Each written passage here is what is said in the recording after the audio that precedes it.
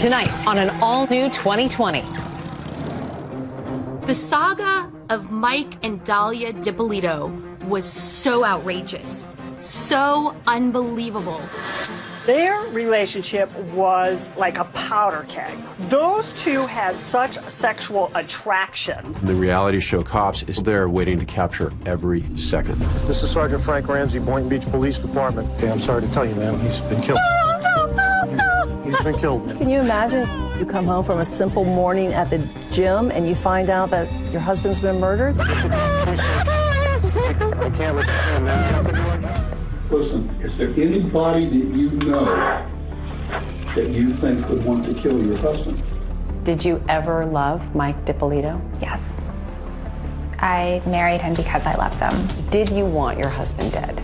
No, absolutely not. I'm in intensive therapy now, just trying to cope with everything that's happened because it's hard. How do you explain then what we saw and what we heard on those videotapes? Sure you want to kill what he's doing?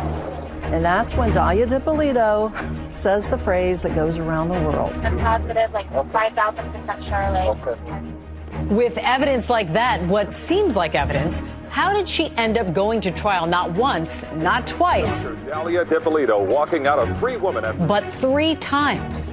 It is reality TV on steroids.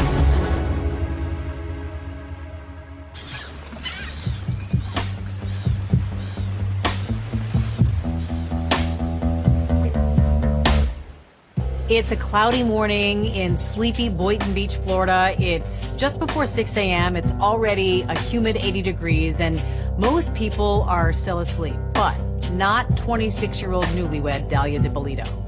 On August 5th, 2009, Dahlia and Mike DiPolito had just passed their 6-month wedding anniversary. He's in bed in the morning, and Dahlia gets up and goes to the gym at 6 a.m. The LA Fitness in Boynton Beach. He's groggy, it's early morning, he's still in bed. She tells Mike on the way out, I'm going to the gym, maybe I'll bring you Starbucks on the way home. In the middle of her workout, Dahlia receives a phone call from the Boynton Beach police. Sorry, I just missed your call. Please leave a brief message, and I will return your call as soon as I can. This is Sergeant Frank Ramsey, Boynton Beach Police Department, Detective Division. I need you to call me as soon as you can, ma'am. A few seconds after missing the call, she calls the number, and it's the Boynton Beach police asking her to come home. Okay, can you come right back to your residence, please? Yeah, I'm leaving right now. Is it ready? Ma'am, I'll tell you everything you need to know when you get here. There were cameras everywhere, including from the hit TV show Cops. She goes rushing up, looking very confused. You see her in her black leggings, her tight spaghetti strap tank top. Listen, we had a report of a disturbance at your house, and there were shots fired. Once she arrived, that's when she was told that her husband was killed. Is your husband Michael? Okay, I'm sorry to tell you, ma'am, he's been killed. He's been killed, ma'am. And that's when she falls into his arms, wailing. She is screaming. She's saying, no, no, no, no, no. No. Try to calm down. No. Listen, right now what we need to get... From the perspective of neighbors, they see this nice young couple, and next thing they know, something horrible has happened there.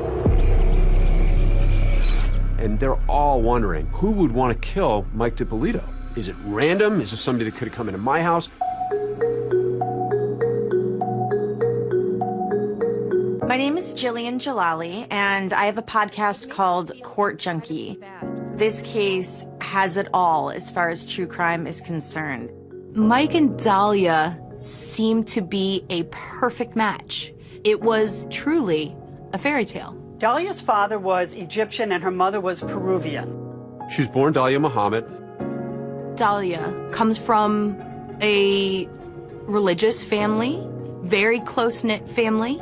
And when she was 13 years old, her family moved to Boynton Beach, Florida, where she essentially grew up. Boynton Beach is located in Palm Beach County. Well, that's a pretty glitzy county in Florida.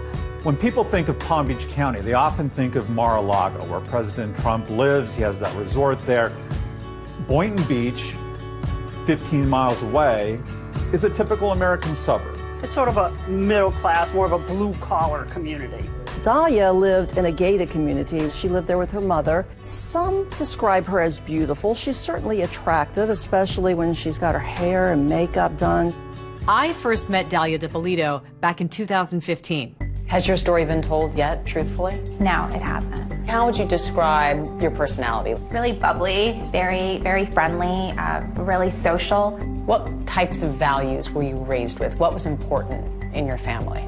We were constantly doing family activities, family vacations, and a lot of family dinners. We had big Sunday dinners. What were your hopes for her? To grow up, be married, be happy, and have kids. Dahlia grows up and she becomes supposedly a real estate agent. But the problem is that actually takes a lot of really hard work, and she's much more into the quick buck. I think she was a woman who early on decided there were certain things in life she wanted, and she was going to use her sexuality to get them. Money. She wants money. Some people might call Dahlia a gold digger, and if she could see maybe a fast buck in someone, she was going to go for it. Enter Mike Dippolito. He says that when he met Dahlia, she was working as a paid escort. He meets her on a website called eros.com. He was ordering an escort to keep him company over the weekend. He ordered her like a pizza. Mike Dippolito is an interesting guy. Just like Dahlia, he wants a lavish lifestyle. He yearns for the finer things in life. Michael Dippolito was a muscular guy. He worked out, and he liked the high life, too. What was your initial impression of Mike Dippolito? Charming. What drew you to him? His personality. He was really, really engaging, and it felt a really strong connection. So, Mike Dippolito is a very likable guy. He's not afraid to be vulnerable. And he just seemed sort of like a guy you'd see at the gym, maybe not too bright, but working hard and trying to have a fun life. Mike describes his first meeting with Dahlia, that she was sweet, almost naive. Give me some insight into what it was like when you first met. We got into outdoor activities and stuff, and we got bikes, and we started biking together. What do you think Michael saw in you? My personality, who I was, my sense of humor. We talked about all kinds of things. We watched the news together. We were big movie people. We both love Starbucks, coffee drinkers. Mike had a very difficult upbringing, and I think he really yearned to feel loved and to feel safe and taken care of. He had this void that needed to be filled, and she made him feel like he had never felt before. But the problem that Mike had was that he was married at the time. They start an affair, a hot and heavy and steamy affair. He said the sex was unbelievable. Did you have any scruples about getting involved with the man who was still married? No, I was told that he was going through the divorce proceedings, and he had actually sent me papers showing that he was going through the divorce process. Not only did Mike Dippolito have a wife, he also had a checkered past. Well, long before he met Dahlia, he'd gone to prison for running a boiler room stock operation. He was conning old people over the phone. They would call people up and they would sell them these penny stocks, convince them that these were going to become stocks that were going to be worth a lot of money, but in actually were just scams. Basically like the movie The Boiler Room. Listen, I'm presenting you with an investment opportunity that I think you're going to find very interesting. Where he's cold calling people and trying to get them to invest in foreign currency. He was ripping people off. Along the way, he was definitely making enemies. Mike pled guilty to organized scheme to defraud, unlicensed telemarketing, and grand theft. And he served a total of 2 years in Florida State Prison, followed by 28 years probation. They're in love. They are determined to leave their past behind. So this ex-con and his former escort are in this whirlwind romance, and 6 months later, they're married. The way that it happened, it was just so impulsive, and it felt right. You went down to the courthouse the same day, applied for the license. It took a couple of days to, for it to legally be official and everything. This was a shock to Dahlia's mother, Rhonda Muhammad. And she showed me her ring. I was like, wow, you got engaged? And she says, no, we got married. And you thought what? I wasn't happy at all, but it was done. If you look at the pictures of them, she has this beautiful smile. He's grinning. They're embracing each other. It looks like true love. From an outsider looking in, they're the happiest couple. And that brings us back to that hot August morning in 2009. Mike DiPolito is dead. He has apparently been murdered in his house. And the big question is, why? Who would want to do this? Police can't help but wonder if this grieving widow is actually keeping a deadly secret. Are you sure that you don't know anybody who want to kill your husband?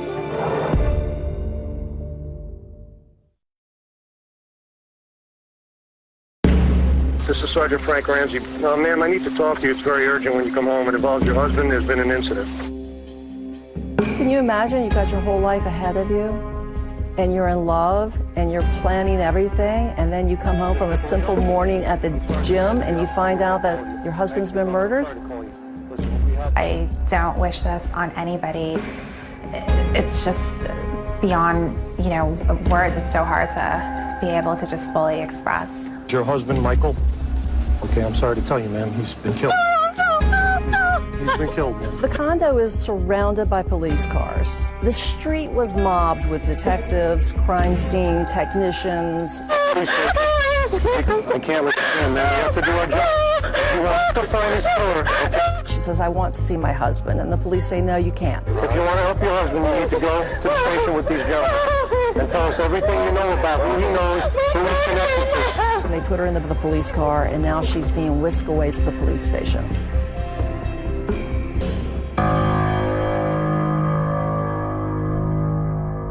So they take her to the interrogation room. She's sitting in there. And I'll explain to you what we're going to do, okay? They turn the camera on once Dahlia steps into the room to watch her demeanor and to see how she was behaving. I don't want to be videotaped. Well, you're being videotaped. That's all part of it. And still expressing grief and sorrow and disbelief. I love my husband. We love you too. No, you don't want to see him. The police are treating her like a grieving widow. They're doing their investigation into who would want to kill her husband. Listen, is there anybody that you know that you think would want to kill your husband? My husband's on probation. For what? He's for stock fraud. Stock fraud? And in fact, she tries to steer the investigation to the victims that Mike had previously scammed money from. Are you spending time in prison? How much? 2 years in prison and 5 years on probation, going on to 6 years. Oh my God. And what was that for? It was for taking money. It was like, he explained it like boiler room kind of, where they would take money from people. She tells them that he had been in prison before for fraud, that he was on probation, and that he still owed restitution, almost $200,000 to several victims. He's been trying to get off probation, and it's just been nothing but problems the whole time that he's been trying to get off. People weren't happy that he was getting off probation because it's a lot of money he's got to pay back. She tells them that Mike was just about to get off on probation early, and the people that he had scammed money from were very angry and upset about this. Well, when you say people, who are you talking about? People that were involved with him before, or? A little bit of everything. He's constantly running into a lot of the guys that he was on probation with. It was a lot of money. It was $191,000 that he had to pay back. He's got all these sketchy characters from his past. Yeah, they're the ones. I guess somehow when he went away, some guys didn't go away. They left the country. You mean went away, he went to prison? Right. Okay. They left the country. And so somehow he was dealing with some of those guys because they thought that he owed them, and I don't know. She gave very vague details about, maybe people that could have been angry with him. She didn't provide law enforcement with much information at all. Well, I'm asking, if you know any names, then we can run these guys down and see what they know. I don't know if the one guy that I'm telling you about, Pasquale, if he also went away or if he didn't. She starts to kind of give names and tell them that there are possibilities of people that maybe had wanted to see Mike dead. Is it Pasquale or Pasquale? Pasquale. Then Dahlia starts spilling some of Mike's other secrets, like his substance abuse issues. He's recovering alcoholic. Dahlia tells detectives that her husband Mike struggled with demons, alcohol, and drugs. And so with him, it's very important to be like on a schedule and, you know what I mean, like have a system and very organized with everything. Get up every day, go to the gym, go to Starbucks. He would go to AA meetings. He felt was so important to keep regimented. He did that to make sure that he stayed sober. And in fact, Mike would have otherwise been at the gym with Dahlia, except he was recovering from liposuction surgery. We were supposed to go to the gym. Oh, both of you were supposed to go? He had like 2 blood handles removed from here. And so he was laid up. He couldn't exercise, he couldn't go to the gym. We haven't gone since his surgery, but every morning, 5 a.m., we're both at the gym. You're lucky. What? You're lucky you went to the gym. I don't know if you know, he was shot. He was shot twice. And I want you to know all this. Do you know this? Not exactly. I mean, they told me he was shot. He was found in the bedroom. He was shot twice in the head.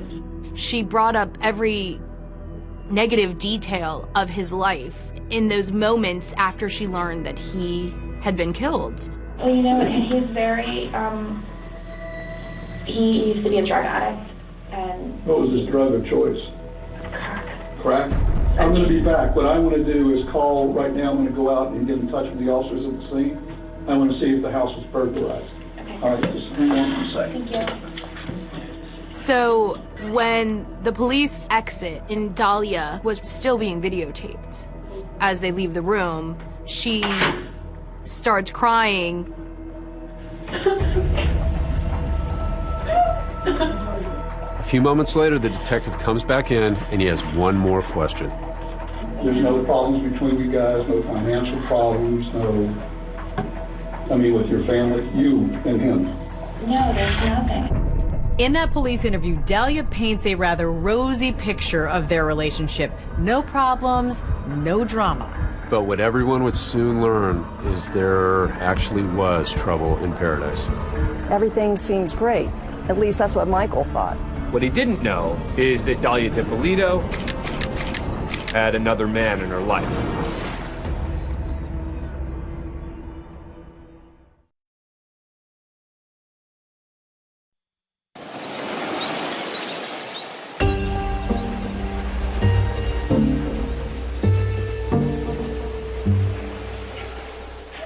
As Dahlia DiPolito sits in that interrogation room, there is still a lot that investigators don't know about her.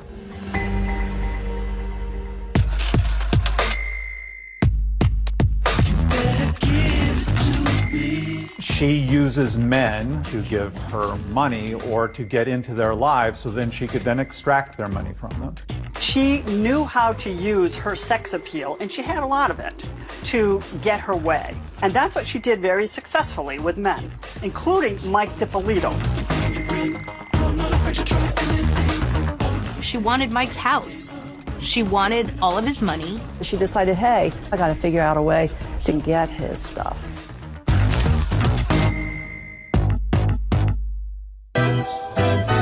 She had several men wrapped around her fingers. One of those men was a Florida businessman, Mohammed Shihada. He was a 32-year-old Jordanian national. He was a quasi-actor. In fact, if you go to the site for Mohammed's talent agency, his online portfolio is still there.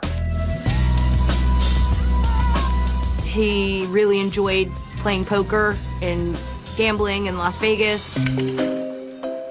How did you know Mohammed? I met him a long time ago. He had a convenience store business, and I had actually walked into his store. And that's where we struck up conversation, and we both had Middle Eastern background, and so we just ended up developing a friendship. And you stayed in touch for how many years? Throughout the course of maybe like 15 years. So you considered him a close personal friend? Considered him a friend. I wouldn't say close.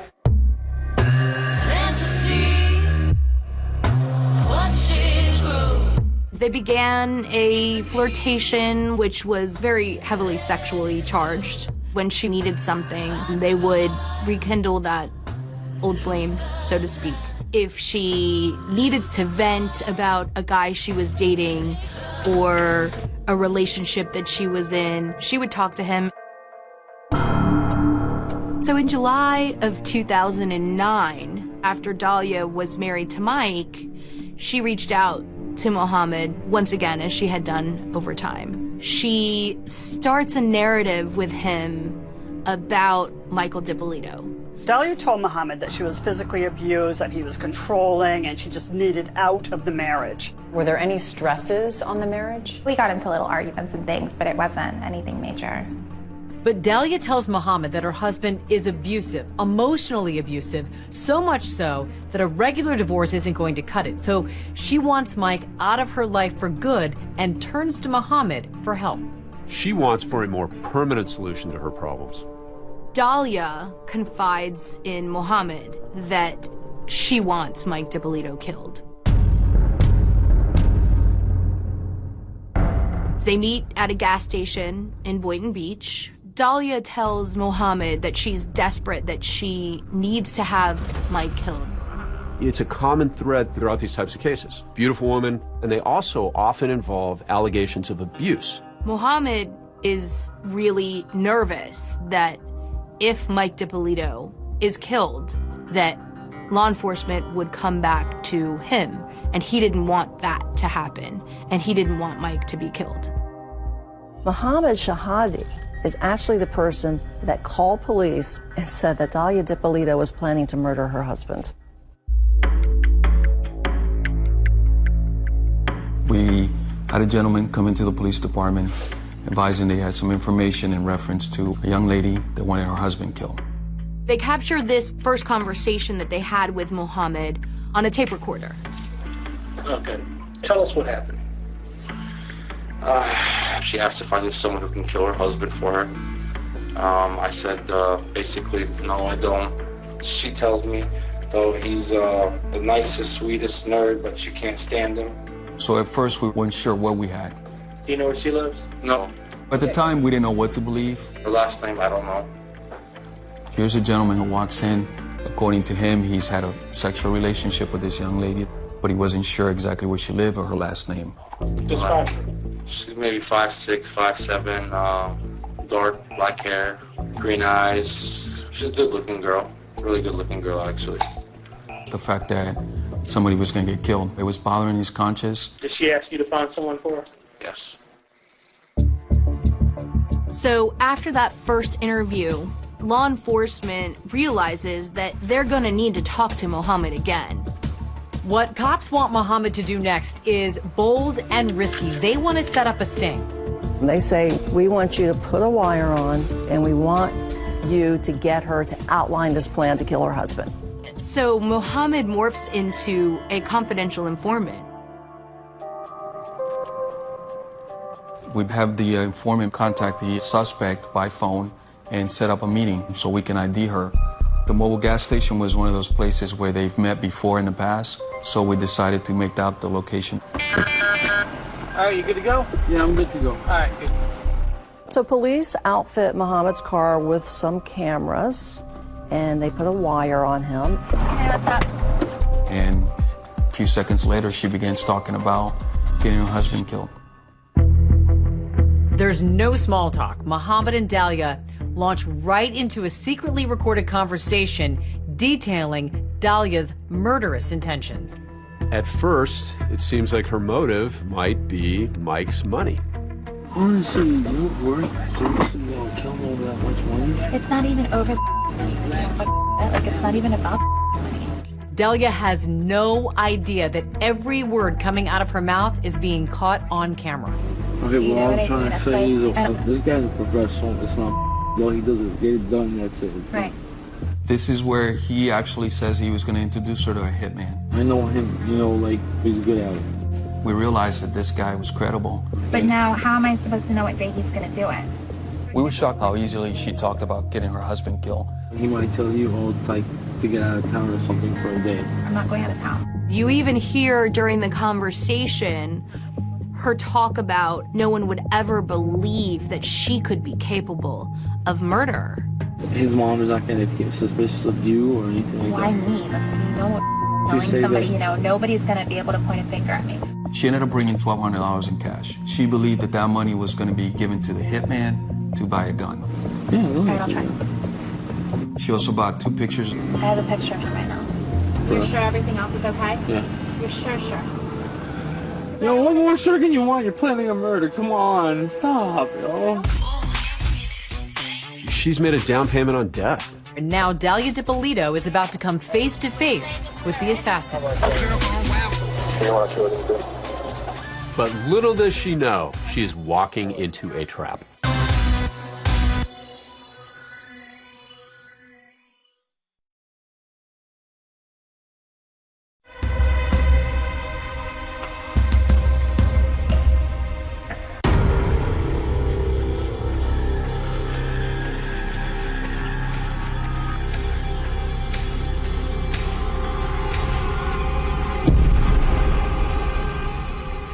After Mohammed Shihada alerts Boynton Beach police about Dalia DiPolito's deadly plan, Dalia meets face to face with that hitman.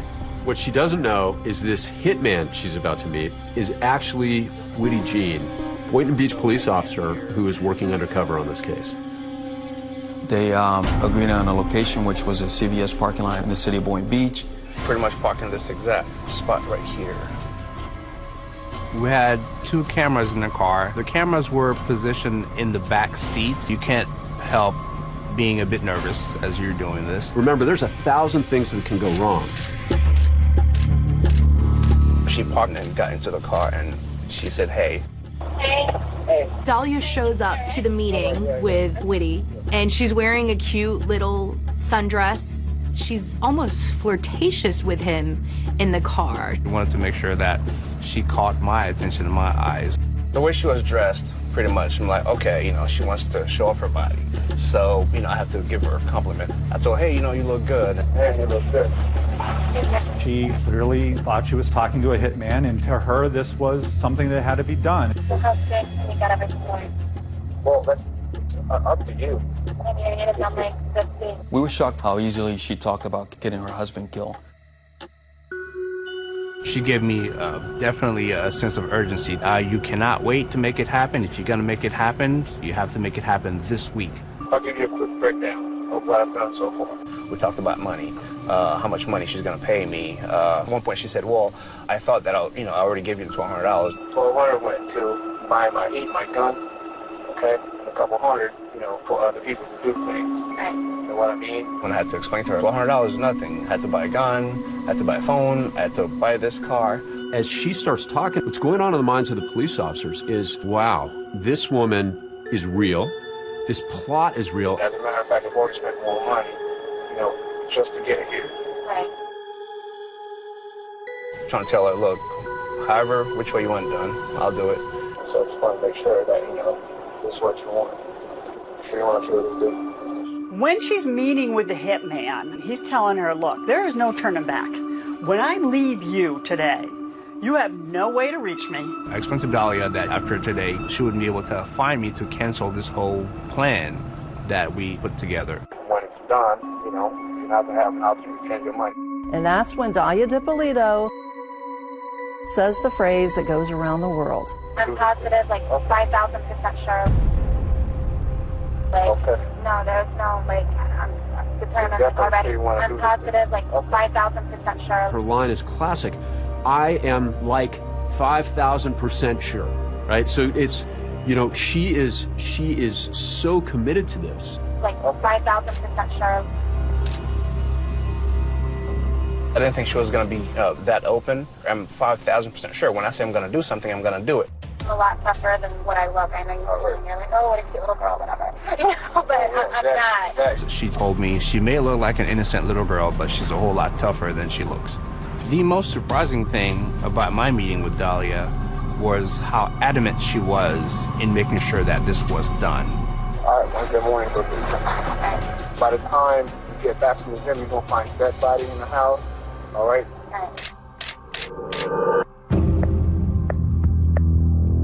As the Boynton Beach Police Department are preparing for their starring role in this true crime drama, Cops television show are like flies on the wall, recording every bit of it.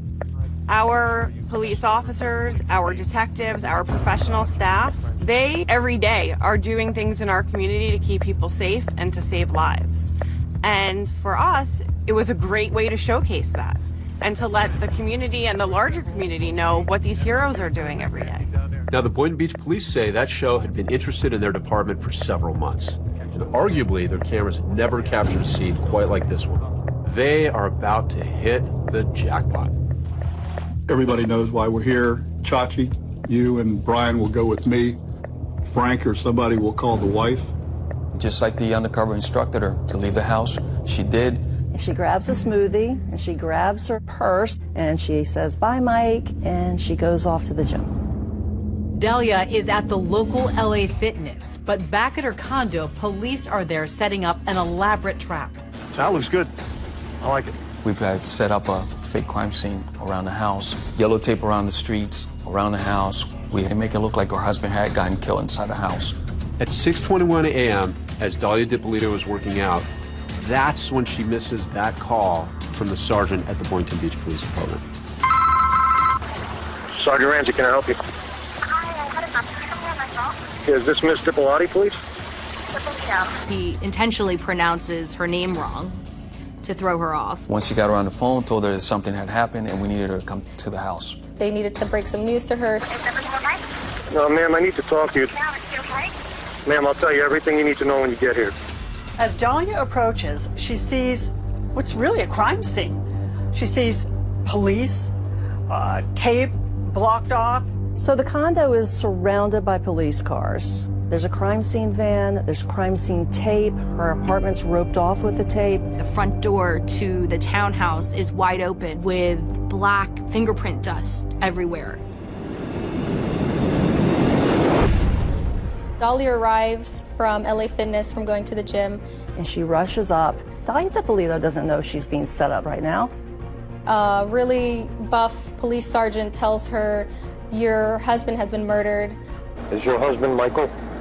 Okay, I'm sorry to tell you, ma'am, he's been killed. Before the words are even out of his mouth, she starts crying. And he even hugs her, and she figures she's got them wrapped around her finger just like all these other men. And little does she know, her world is about to come crashing down. I tell you, ma'am, he's been killed. Going into his arms. She's wailing. As I watch her breakdown as she starts to cry before the word killed is even said, this was the role that she had practiced. And the play acting continues when they get Dahlia into that interrogation room. Everyone was in character that morning, including the undercover police officer, Woody Jean, who suddenly appears in the interrogation room to make a cameo appearance of his own. You know who this guy is?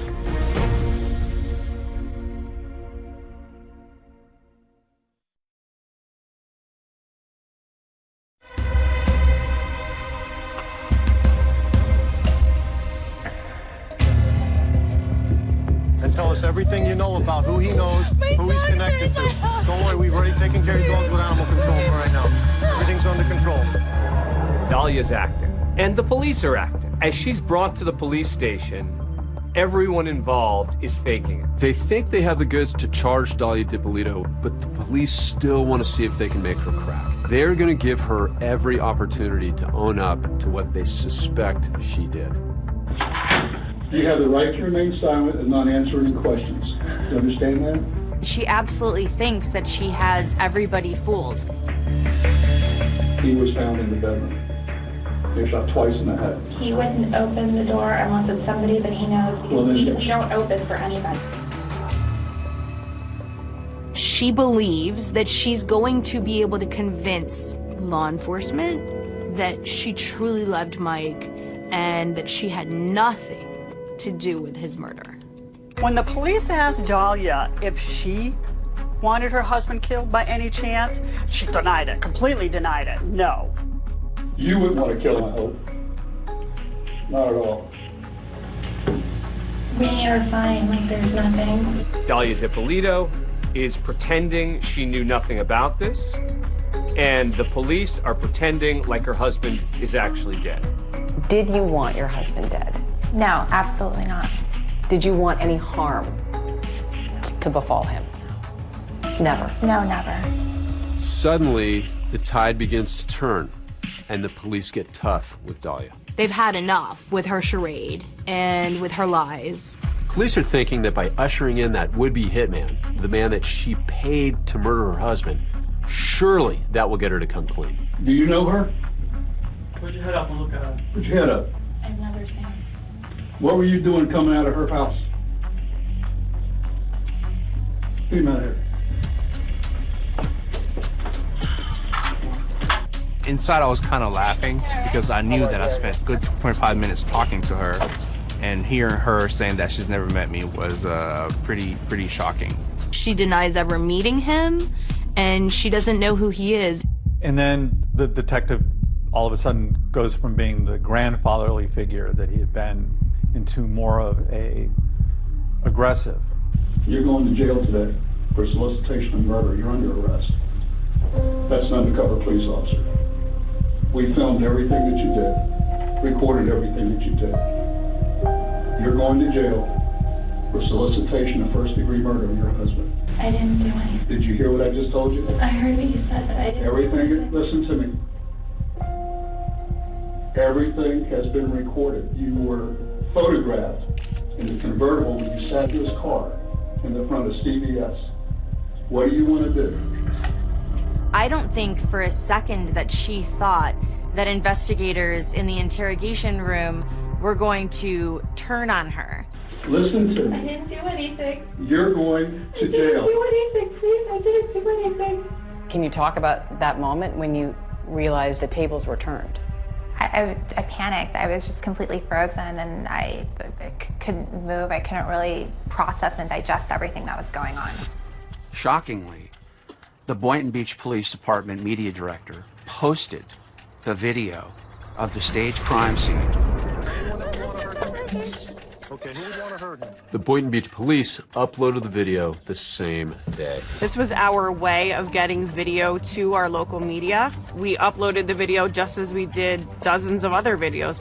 We see this stunning video of this takedown, this woman crying and wailing. We've never seen anything like it. It's always a risky move for the authorities to release any information during an investigation. But Florida is one of the most open states in the country when it comes to sharing information with the public. In a matter of hours, we were getting phone calls from national and international media. I need you to take her to the station. I thought it was going to be a very hot story. There's the jilted husband, there's money, there's video. If you want to help your husband, okay? If you want to help your husband. We were stunned. We were delighted. When law enforcement confronts her with all of the evidence that she wants Mike DiPolito dead, Dahlia denies that. Listen to I me. didn't do anything. You're going to I didn't jail. do anything, please. I didn't do anything. She's sticking to her script. She's crying. And with the spotlight on Dahlia, the grand finale is about to unfold. So finally they say, guess what? He's alive. He's alive. Come here, please. Come here. Mike, come here, please. Come here. 3 words to describe Dahlia. Liar, liar, liar.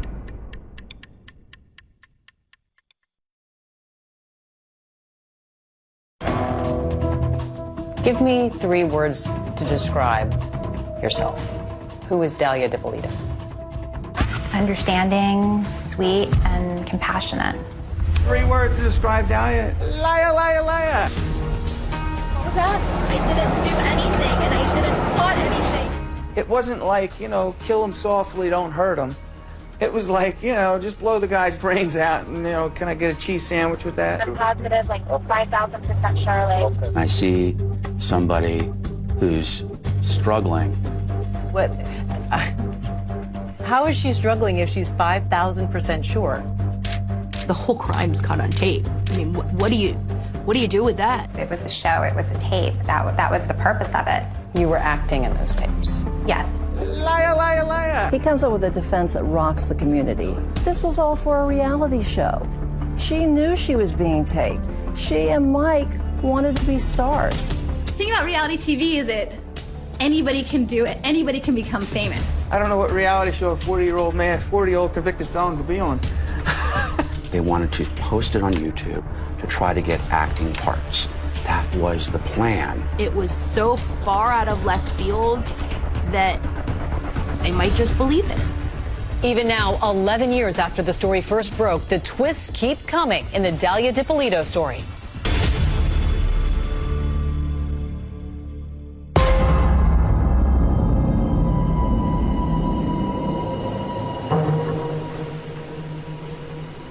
On August 5th, 2009, Dalia Dippolito's life changed forever.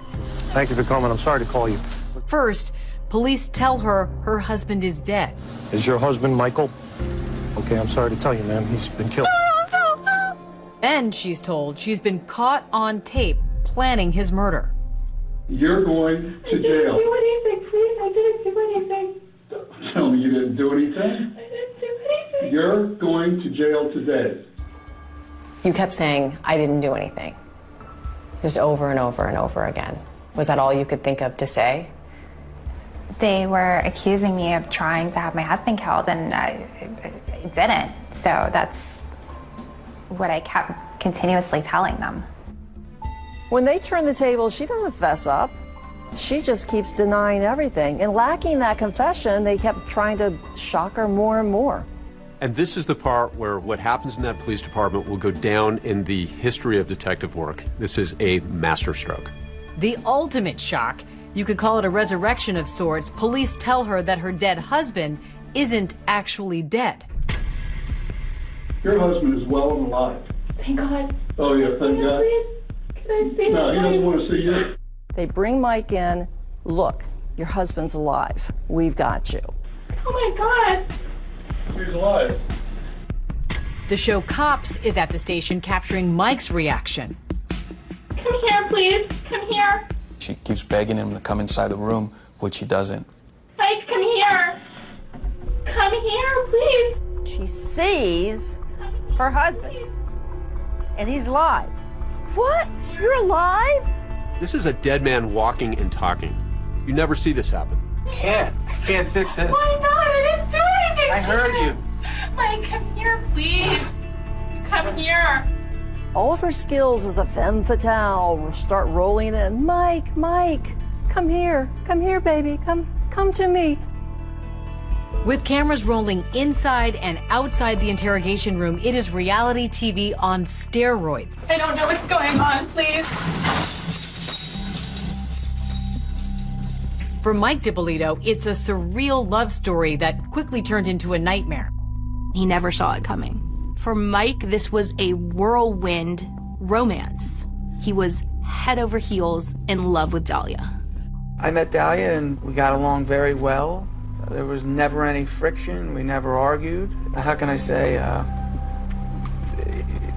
Our sex life was incredible. Meanwhile, the entire time she's plotting behind his back. There's this side to his wife he has no idea about. Mike Dippolito insists that the accusations made by Dalia Dippolito that he is abusive are totally false. Still, Dalia secretly wants out of the relationship. And authorities say if she can get out with a pile of Mike's money, that's even better. Mike Dippolito still owed $191,000 restitution, and he was on probation for decades. If he could make that restitution, he could make an argument to get off probation. But he says Dalia told him she could help him with that. Dalia said, if you can come up with $100,000, I will take $91,000 of my own. I'll put it with your money and we'll send it to the lawyer together. It was her responsibility to wire the money to Mike's lawyer. She says she's helping him. He thinks that she is. But in reality, she's doing anything but helping him. Soon, Mike notices odd things are starting to happen. Before I met her, I don't think I had a run-in with the police since I've been home from prison. I meet her, I'm running into the cops more than I ran into the cops probably ever in my life. Mike will soon find out that someone is trying to frame him for crimes he didn't commit. On 2 occasions, drugs were planted in his vehicle.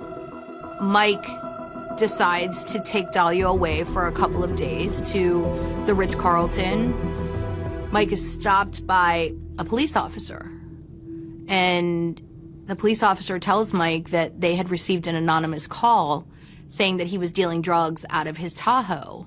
He goes, "Do you mind if we search?" I said, "Absolutely, go ahead." He searched the truck, didn't find anything. It was very odd.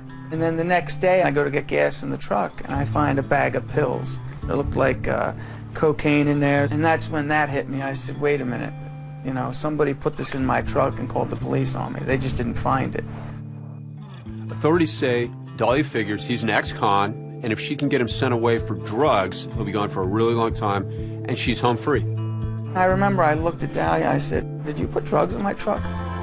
She adamantly denied it, so I let it go. Fine, fine. But you know, every instinct's telling me that it doesn't make sense. In fact, according to authorities, what she's really trying to do is get Mike DiPolito out of her life. And that $100,000 he'd given to Dahlia, she was supposed to wire it to his lawyer, but she hadn't. I knew clearly she stole my money. She's telling me she's going to get it back, and I'm doing everything in my power to believe her. He just stays in the relationship. He seemed to be, I don't know, for lack of a better word, a chump for love. Your ex-husband Michael claims you stole a lot of money from him. Money that was supposed to be used to pay his restitution. Did that happen? No. It's money that he was hiding. Police say that after her plot to try to get him jailed doesn't work, she ups the ante. One morning, he gets a knock at the door. We knocked on his door, and we actually woke him up. All I see is a bunch of cops, and I'm like, oh boy. I go downstairs. Police department, open your door. I hesitantly open the door. First, he didn't know what was going on. I thought they were there to arrest me. And we ended up telling him what we were there for. You have to come with us. Your wife's going to have you killed today. Your wife has hired a person to kill you. Just relax. Take it easy. Clearly, this just hits him like a ton of bricks. I mean, he literally takes a step back. We ended up taking him out of the house and driving him straight to the Boynton Beach Police Department. You already know why we're here. Your wife hired somebody to kill you. I also played a little bit of audio where she says, hey, I'm 5,000% sure that I want him killed. I'm positive, like 5,000% sure. It wasn't like, you know, kill him softly, don't hurt him. It was like, you know, just blow the guy's brains out and, you know, can I get a cheese sandwich with that? Even from behind bars, Dahlia is not finished trying to manipulate Mike DiPolito when she makes an astonishing phone call. Hello? Hey, it's me. Yeah, what's up? Nothing, Mike. Please come here. Is she ready to confess, or is this something else? Everybody asked me, why'd you take the phone call? I had to take the phone call.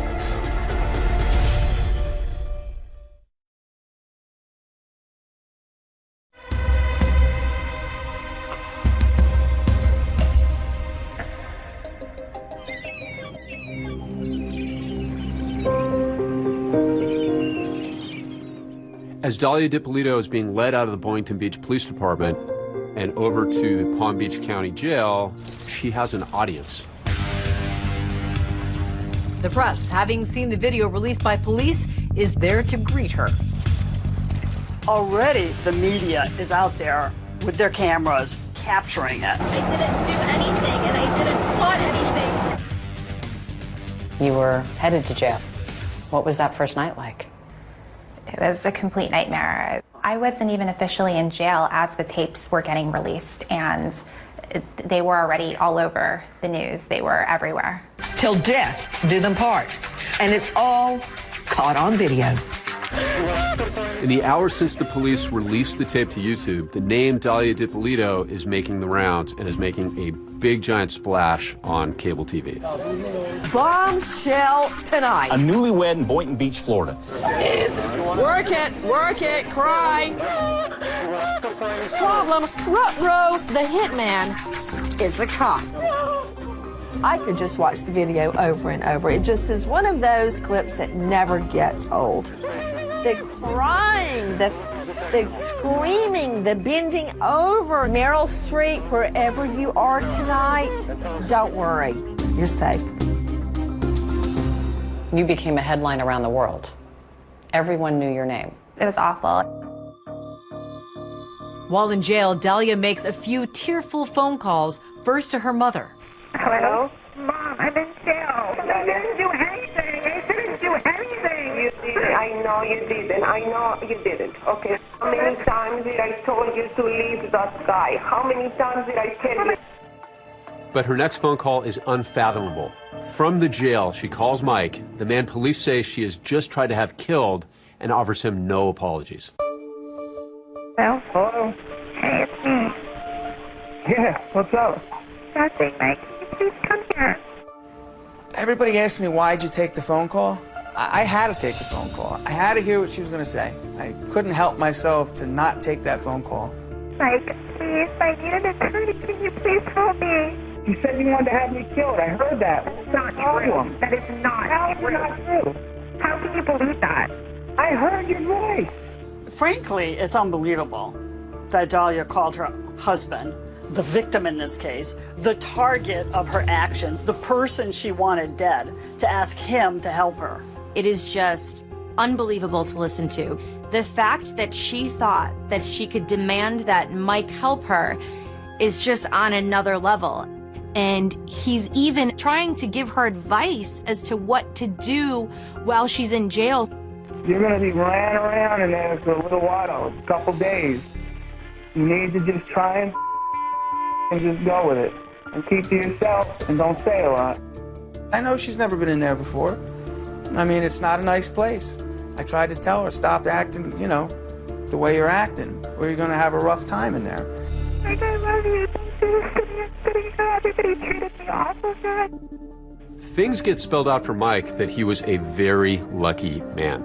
Prosecutors say that Mike actually survived an earlier attempt on his life. When Mohammed Shihada was giving a statement to police, he told them that Dahlia had poisoned Mike's Starbucks iced tea with antifreeze. So law enforcement, they just ask him, was there ever an incident with iced tea? And Mike then realized that he was a lot closer to his demise than he ever realized. She went out and came back with some Starbucks iced teas. I take a sip and I spit it out so fast. It was terrible and I didn't think anything of it. I only took one sip. I was sick for about 2 weeks. Dahlia's attorney said she never poisoned Mike. Mike doesn't end up helping her find an attorney, but the attorney she does find ends up presenting one bizarre, wacky, intriguing defense. It was a stunt. It was a hoax, a ruse, a plan that Mike DiPolito hoped to capture the attention of someone in reality TV. You were acting in those tapes. Yes. It didn't make an iota of sense to me. It was so far out of left field that they might just believe it.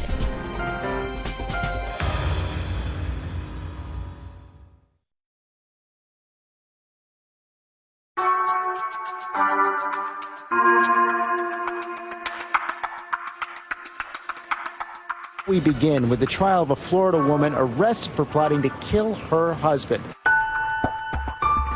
Your trial. Can you describe what that experience was like for you? Confusing, really difficult. The cameras were there. The TV shows were actually filming the whole thing as I'm entering the courthouse. Dahlia DiPolito entered the courthouse in a buttoned-up white sweater to meet the men and women who will likely decide her fate. I have never had a case as a prosecutor that was so strong. I'm a lot tougher than what I look. I know you see me and you're like, oh, what a cute little girl, whatever. But I'm not. You will see how determined she was to have Mike DiPolito, her husband, killed. In opening statements, the prosecutor, Elizabeth Parker, wants to make sure these jurors don't believe that Dahlia is this little innocent figure and that she is a much darker, more evil person. He asked her, "Are you sure you want to kill him?" Without hesitation, as if she had ice running through her veins, She says, "There's no changing. I'm determined already." My biggest concern, the evidence seemed to be overwhelming. But you have Mike, who's got a shady past. I knew the defense would make him out to be a con man. Please tell us your name. Michael DiPolito. What's awesome about this case is that the jury actually gets to hear from the victim. In a plot to kill somebody, the victim is almost always dead. I don't know how to explain it. I just don't know how to explain it. He was a likable character. I knew that I just needed to get him on the stand for long enough to have the jury like him too. What did you think of your marriage? I thought it was great. I was having fun with my wife. It's getting off probation, I thought. Did the defendant seem happy? Yes. He completely owns up to his past. I'm a convicted felon. I go to probation every month and report. I hold my head up as high as I can. On cross-examination, when Dalia DiPolito's lawyer keeps asking him and keeps repeating the word probation, Mike DiPolito bites back and makes the entire courtroom laugh. You're like a parrot. A parrot? Yeah. What does that mean? I've been called a lot of things. What's a parrot? Did you do that on probation? Were you on probation? Did you do that on probation? Were you on probation? You know what I'm talking about. I'm just having fun with you. Come on, I'm with you. You having fun with me? Let me ask you something. Is this fun, Mr. DiPolito? This sucks. Okay. It's ridiculous. We're not here because of me. You might as well put me up next. I mean, what are we doing here? But another Mike is about to make an entrance into the trial. Mike Stanley, an ex-boyfriend of Dalia's, And you're gonna meet Michael Stanley. who prosecutors say discussed with Dalia planting the drugs in Mike DiPolito's truck. So, the prosecution introduced tons of text messages between Dalia and Mike Stanley. They were talking about everything they wanted to do once DiPolito was out the way. So their X-rated conversation is read on the stand by Boynton Beach detective Alex Marino. Do you want my hot, tight body all over you? You can just see how uncomfortable this police officer is as he's reading these steamy text messages. Love you so much. I'm so horny for you. Some of the stuff was kind of cheesy. I mean, I had to read it up on the stand. It was not my best moment. Baby, I love you, and I only want to you. She's telling Mike Stanley, once this guy's gone, you and I can have the life we've imagined. I will have Michael's money, we'll have this condo, everything will be good. Greed was the very basic core of why Dalia did this. Parker says when Dalia's plan to put her husband back in prison failed, that's when she took things a step further. Yeah, but killing somebody, come on. Nobody's going to be able to point a finger at me. I'm determined already. I'm positive, like 5,000% Charlotte. After the prosecution rests, now it's the defense's turn, and they are going to use that infamous video for their own purposes. That's where this novel defense theory came into play, a defense theory that was actually a little hard to believe. The plot for the contract killing of Mike DiPolito was never real. He comes up with a defense that rocks the community, which is, this was all for a reality show. She knew she was being taped. She and Mike wanted to be stars. So they came up with this idea, and it was all a hoax. It was Mike DiPolito's idea, and Mike DiPolito was in on it, and she's not guilty. It was a stunt. It was a hoax, a ruse, a plan that Mike DiPolito hoped to capture the attention of someone in reality TV. Dalia's lawyers claim that Mike and Dalia DiPolito wanted to be famous. They wanted to be like the stars of Cheaters or Jersey Shore. Selnick presents a computer forensic expert who found that Dalia had searched reality shows on her computer. The website name says welcome to realitytvcastingcall.com. It fits with his obsession about his appearance, his vanity, and others might be interested in his reality. I was shocked. I mean, where was the evidence that this was a reality show plot? Dalia, listen to me for a second, okay? I didn't do anything. I didn't do anything. At no time does she ever stand up and say, well, hold on a minute. This was all, Michael, Mohammed, wait a minute, this is all a setup. We were all acting, right? Wouldn't be that the first thing out of your mouth if you're about to be arrested? And not only that, Mike DiPolito strenuously denied that it had anything to do with reality TV tryouts. Did you ever have aspirations to be on a reality show? No. Did you ever act out any scenarios with a defendant for a reality show? No. It's the dumbest thing I've ever heard. I couldn't even believe they made something like that up. I don't know what reality show a 40-year-old convicted felon could be on. This defense received a fair amount of eyebrow raising. She didn't want to kill her husband. She just wanted to be on a reality show. A pretty shocking twist in the case of the Florida wife caught on tape taking a contract out on her husband. Well, we got to bring in our legal analyst, Dan Abrams, on this one. And Dan, all of us just shook our heads when we heard this. I've seen a lot of wild and crazy defenses in my day, and this is certainly one of the wildest and one of the craziest. The reaction to this defense was, are you kidding me? This is an almost impossible defense to win. And so I think in order for it to succeed, Dalia DiPolito would have to take the witness stand. Judge, the defense is going to rest. But Dalia does not end up testifying. It was a daily, yes, you're going to testify, no, you're not going to testify. And Did you want to testify? Yes, I did. She's like poison candy. Attractive on the outside, but deadly on the inside. I was confident in the case that I had presented. I was truly concerned that it was such a bizarre defense.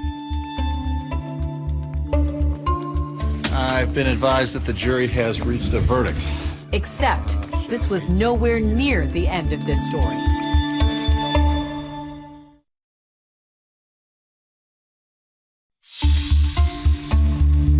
Now closing arguments continue in the Dalia DiPolito murder for hire trial. And this case will go to the jury before lunch. It was a typically hot day in Florida, but that is not why Dalia DiPolito was sweating. She was facing up to 30 years behind bars. Waiting for the verdict. What was that like? It's nerve-wracking. It's just really stressful, really tense. I've been advised that the jury has reached a verdict. The jury took just 3 hours to come to a decision. We find the defendant guilty of solicitation to commit first-degree murder.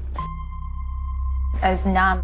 It wasn't at all what I was expecting to hear. Verdict, we the jury. I never had the impression or the understanding from my attorney that losing was a possibility. Everything was always, you know what, we got this. Wow. We have really good poker faces, apparently. We all just said, well, she's guilty. Yeah.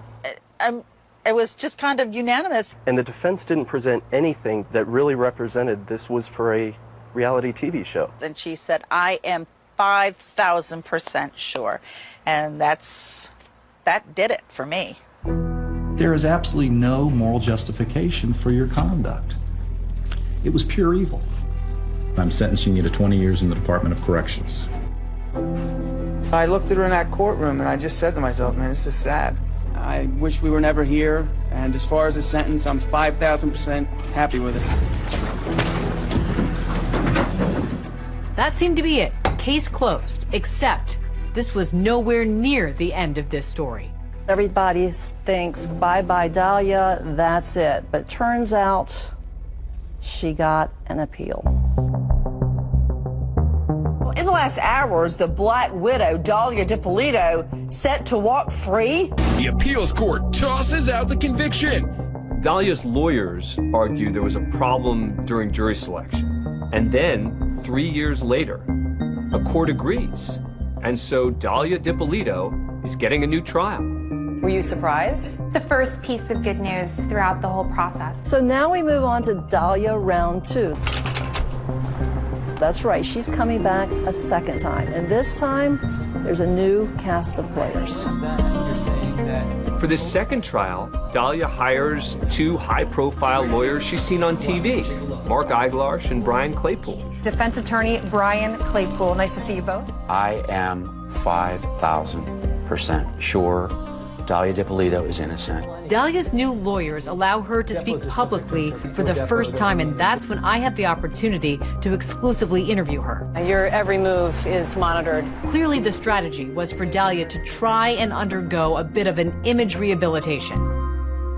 When people hear the name Dalia DiPolito, what do you think comes to mind? Everything negative. Give me 3 words to describe yourself. Who is Dalia Dippolito?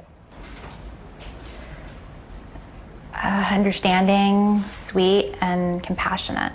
Because it was a pre-trial interview, Dalia's lawyers wouldn't let her discuss certain parts of the case, particularly those videotapes. I'm positive, like 5,000% sure. Like. Did you hire a hitman to kill your husband? No.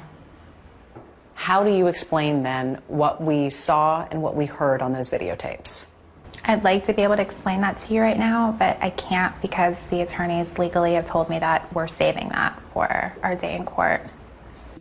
In our interview, Dalia's lawyer, Brian Claypool, reiterated that reality TV defense that we saw in her first trial. Dalia, her ex Mike, and this gentleman Mohammed were all part of this collaboration to put together a YouTube video of a scene where they're hiring somebody to kill somebody. They wanted to submit that, post it on YouTube to try to get acting parts. That was the plan. It got out of control. I'm positive, like 5,000% sure. 5,000% sure, not 100% sure, not 1,000% sure, but 5,000% sure. How do you explain that? I look at that video and I see somebody who's struggling with whether she's really sure. She's struggling? What?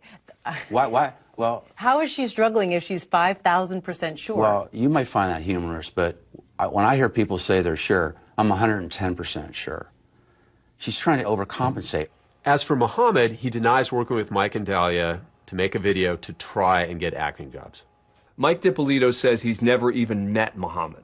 What do you say to people who say you're just denying the undeniable, that this is an open and shut case? That now with the attorneys that I have, so much is coming to light to where it would just be insane to not believe me. The tape it was a show, it was a tape. That was the purpose of it. You were acting in those tapes? Yes. But you're telling the truth now? Yes. Why should we believe you? Because it's what happened. It's the truth. Dalia Dippolito escorted into court by her attorneys for her second trial. Dalia's second trial is going to shock a lot of people in a number of ways. Claypool dropped this bomb. He just throws off like it's nothing. And by the way, if you send her to prison, you're going to be separating her from her infant son. What infant son?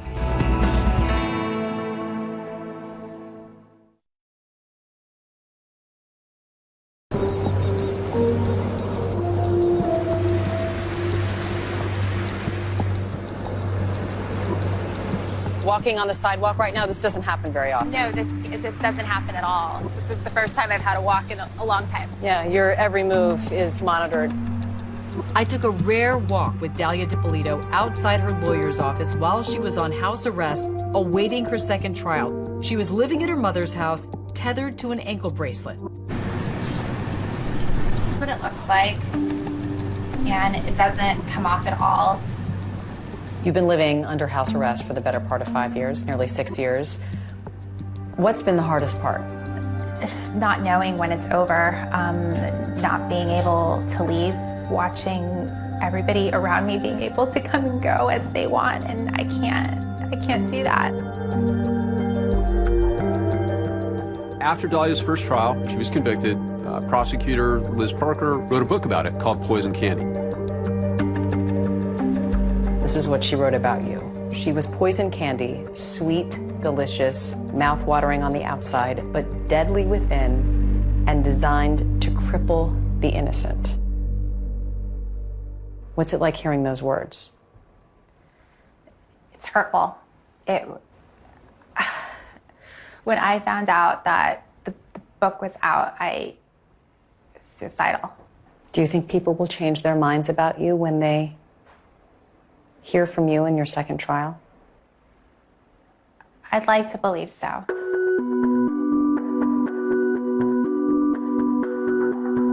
It's at a pretrial hearing, part of an attempt by her lawyers to get the case dismissed, where Dalia finally has her chance to tell her side of the story under oath. Raise your right hand. You swear to tell the truth, the whole truth, and nothing but the truth. You take the witness stand on my right. It's not unusual at all for a defendant to take the stand in a pretrial hearing as long as it's not in front of a jury. Good afternoon, Mr. Leo.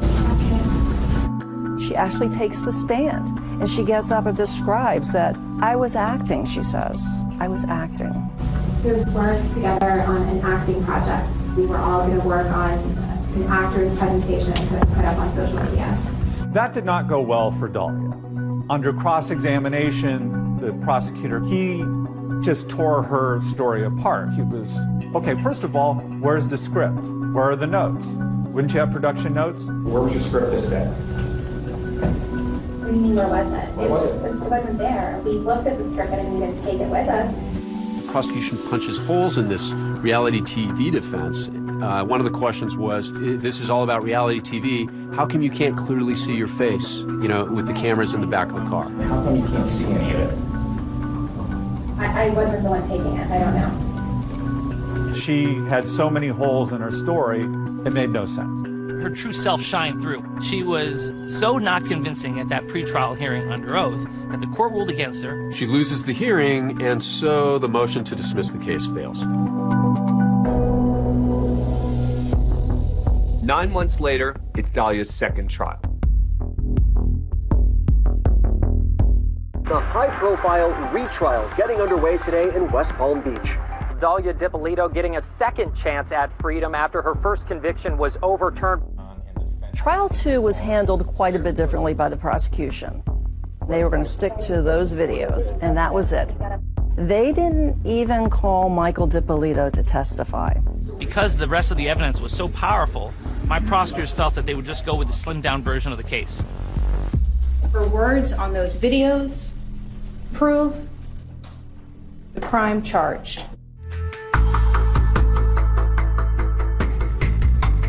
In the second trial, Dahlia's lawyers abandoned this reality TV defense.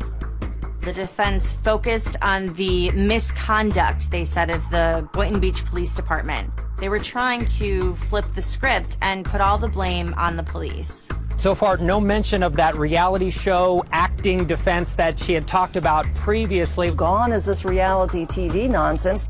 Now they're leveling their charges against the Boynton Beach Police Department because Boynton Beach had brought cops in. That opening theme song, Bad Boys, is so synonymous with the show, a show that is supposed to put a spotlight on the good work police do every day. Bad boys, what you gonna do? What you gonna do when they come for you? At the beginning, the Boynton Beach Police Department really wanted to highlight their professionalism by participating with the cops' television show, but at the trial, the defense really hammered them and went after them, effectively putting them on trial. This is a fake crime scene, right? Right? Yes. It's all pretend, right? Yes. It's all made up, right? Yes. And you think that's a good use of taxpayer money? My opinion doesn't matter. Stay. The presence of the cops' TV show created a frenzy within the Boynton Beach Police Department to manufacture good television. They tossed Dahlia Dippolito under the bus. They made this way more than it ever was. And they could care less about her constitutional rights. The Boynton Beach police say there was no wrongdoing and they were just trying to gather evidence. Cops filming with the Boynton Beach Police Department had nothing to do with this investigation. It was just a coincidence as far as timing was concerned. Then the defense pulls out its ace card, and it's a showstopper. Claypool gets up, he's making this dramatic closing argument, and he just throws off like it's nothing. Give her that freedom back to go home to her family and her infant son. By the way, if you send her to prison, you're going to be separating her from her infant son. We all sort of are like the reporters in the back row. We're all sort of like, look, did I just hear that she has a child? The latest bombshell was dropped last night during closing arguments. Turns out it was the appliance repairman. He came to her house, they fell in love, she got pregnant, and she had a baby, all on house arrest. And right now, we're on verdict watch in the Dahlia Dippolito retrial. I think there was a general expectation that she would be convicted. A bombshell announcement in the murder-for-hire case against Dalia DiPolito. We, the jury, feel that we cannot reach a unanimous decision. The jury telling the judge late today they are deadlocked. I must declare a mistrial at this time. There were 3 votes for guilty and 3 votes for not guilty. Courtroom shocker, Dalia DiPolito walking out a free woman after a judge declared a mistrial in her murder-for-hire retrial. I can count on one finger the number of people in this country who felt we even had a chance in this case. Whenever you don't get a conviction, you're disappointed. But I knew that we had a great team and we would do it again and perhaps do it a little differently. Immediately after trial number 2, the state attorney, Dave Ehrenberg, said, "We are taking her to trial again." There was not a second when we thought that we would let her go free. Not a second. Prosecutors vowing to try her a 3rd time. And so now we're going on to Dalia Chapter 3. This is the 3rd time DiPolito has been on trial for this murder-for-hire case.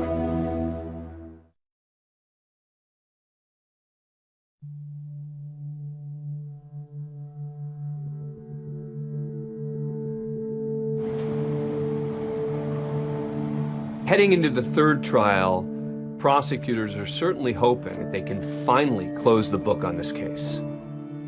We knew she tried to commit murder, and she had gotten away with it thus far. And until we heard the word guilty, we were not going to be able to exhale fully. This is the 3rd time DiPolito has been on trial for this murder-for-hire case. Well, the prosecutors for the 3rd trial this time went back to the original strategy of putting on more of a prosecution. We wanted the jury to get more context. We wanted the jury to see Michael DiPolito. Introduce yourself to the jury for the record. Hi, my name is Mike DiPolito. By humanizing the victim, you impress upon them truly the importance of this case. It's vitally important that they put him on the stand. Did her arrest for solicitation to commit first-degree murder shock you? Yes. Would it work? Well, in this 3rd trial, it didn't take long for the jury to make its decision. A verdict for the woman on trial in a murder-for-hire. Well, some say 3 times a charm, but not for Dalia DiPolito. She was found guilty in 90 minutes. I mean, we were all a bit stunned.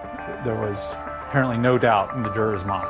16 years behind bars. That is the sentence for Dalia DiPolito. Dalia DiPolito expressionless inside a Palm Beach County courtroom today, moments after learning her fate. Dalia's current release date is 2032. She serves the entirety of that sentence. She'd be 49 years old when released. Dalia, in jail, heads up a Bible study group. She misses her child dearly. Her mom has stepped up immensely to help take care of her little boy. He's a preschooler, and he comes to visit his mom in jail at least once a month. And Dalia has described him as being very playful, very happy, very outgoing. She is still determined to get a new trial and to get vindicated. Dalia's attorneys have tried to get the verdict thrown out again. Her case, she tried to get her case all the way up to the U.S. Supreme Court. Earlier this year, the U.S. Supreme Court declined to hear Dalia's appeal. The Dalia DiPolito saga is finally over. The reality show is done. The last chapter has been written. We're still fighting, and we're going to file a federal brief to attempt to get a new trial for Dalia. After she left the prosecutor's office, Elizabeth Parker became Mike DiPolito's attorney and even helped get him off probation. He paid all of the restitution that was owed to the victims. Mike got engaged and seems to be moving forward with his life. How much do you love this guy? I love him a lot. It's nice. Sometimes it's hard to accept something this good's happening to you. He's very lucky to be alive. It's not been an easy journey for him. He truly thought Dalia was the love of his life. Did you ever love Mike DiPolito? Yes. I married him because I loved him. I was in a relationship with him because I loved him. And now? Now I wish I never would have met him. Oh, I feel the same way. I wish I would have made a left, not a right. Trust me.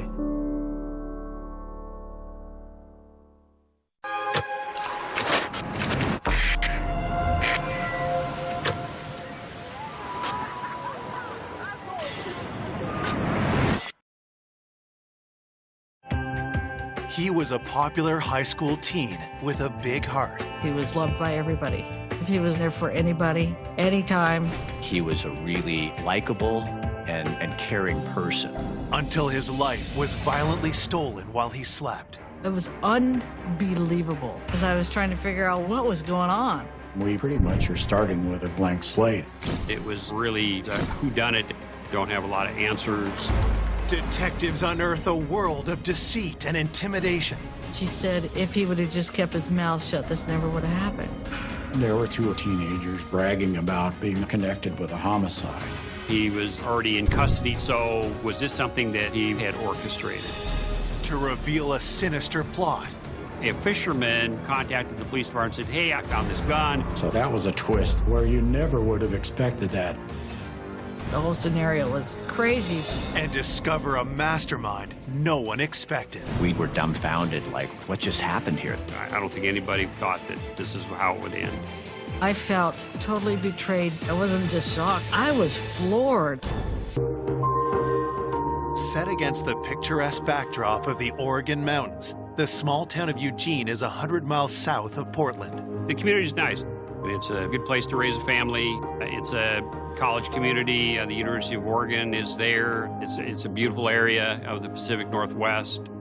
Eugene's a small town, relatively. We're like the second or third largest city in Oregon, but that's still about 200,000 people.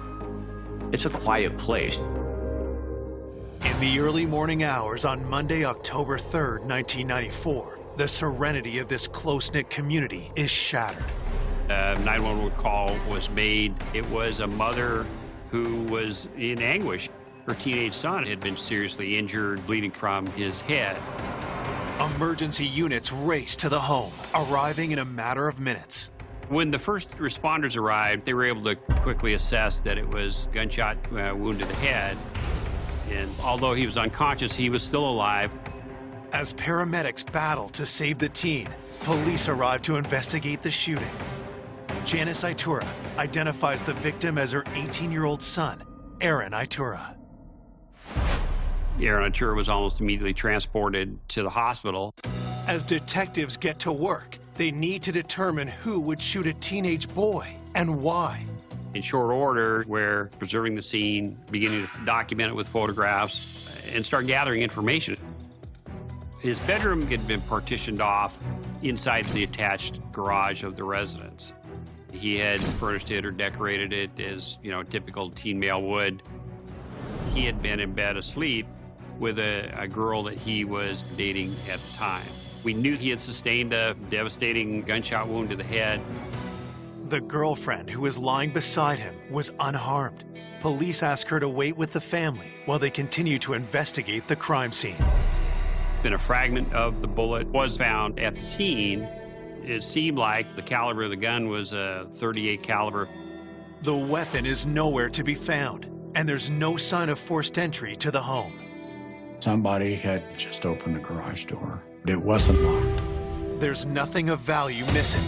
Detectives wonder if the attacker could have a personal motive. If somebody had a gun and they went in there to steal property, but the people woke up and discovered them, you would expect both people to be shot. The fact that one person wasn't shot and the other one was would indicate that there's a motive to single that person out. With the crime scene yielding little information, detectives question those closest to Aaron, his family and girlfriend, who were at the scene of the crime. I mean, it was a really whodunit out of the blue. Don't have a lot of answers. The police department were still trying to figure out what happened and who was involved. The detective questions how Janice came to find Aaron. Aaron had gone to his room and his girlfriend and Carrie was spending the night. And then all of a sudden, about 1:30 in the morning, I hear screaming. I went out to the bedroom and here's Aaron on the bed, and his girlfriend Carrie's just freaked out. And I looked at Aaron, and he had a big old gash on his head.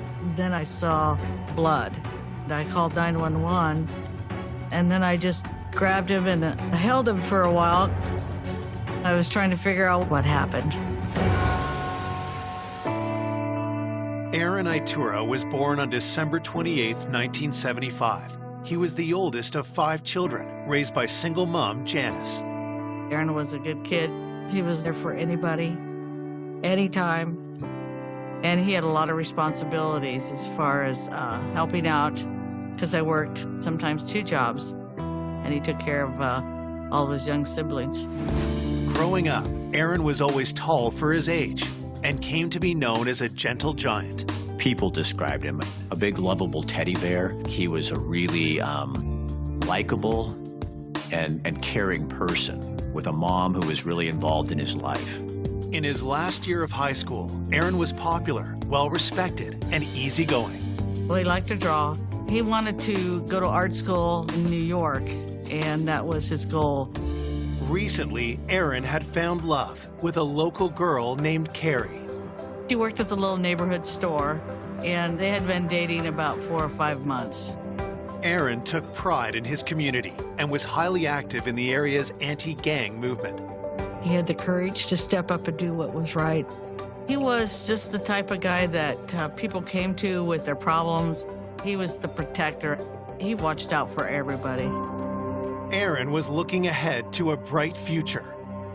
No one can think of anyone who'd want to shoot this young man point blank in his own bed. Investigators turned to Aaron's girlfriend, Carrie, who was lying next to him during the attack. Carrie tells detectives she awoke to the sound of the gunshot, but couldn't see much in the dark. Carrie, the girlfriend, certainly needs to be looked at as a potential suspect because of her proximity at the time the shooting occurs. The police decided to take her down to the police station and to talk to her in a lot more detail about what she knew. While police transfer Carrie to the station, detectives focus on Aaron's family.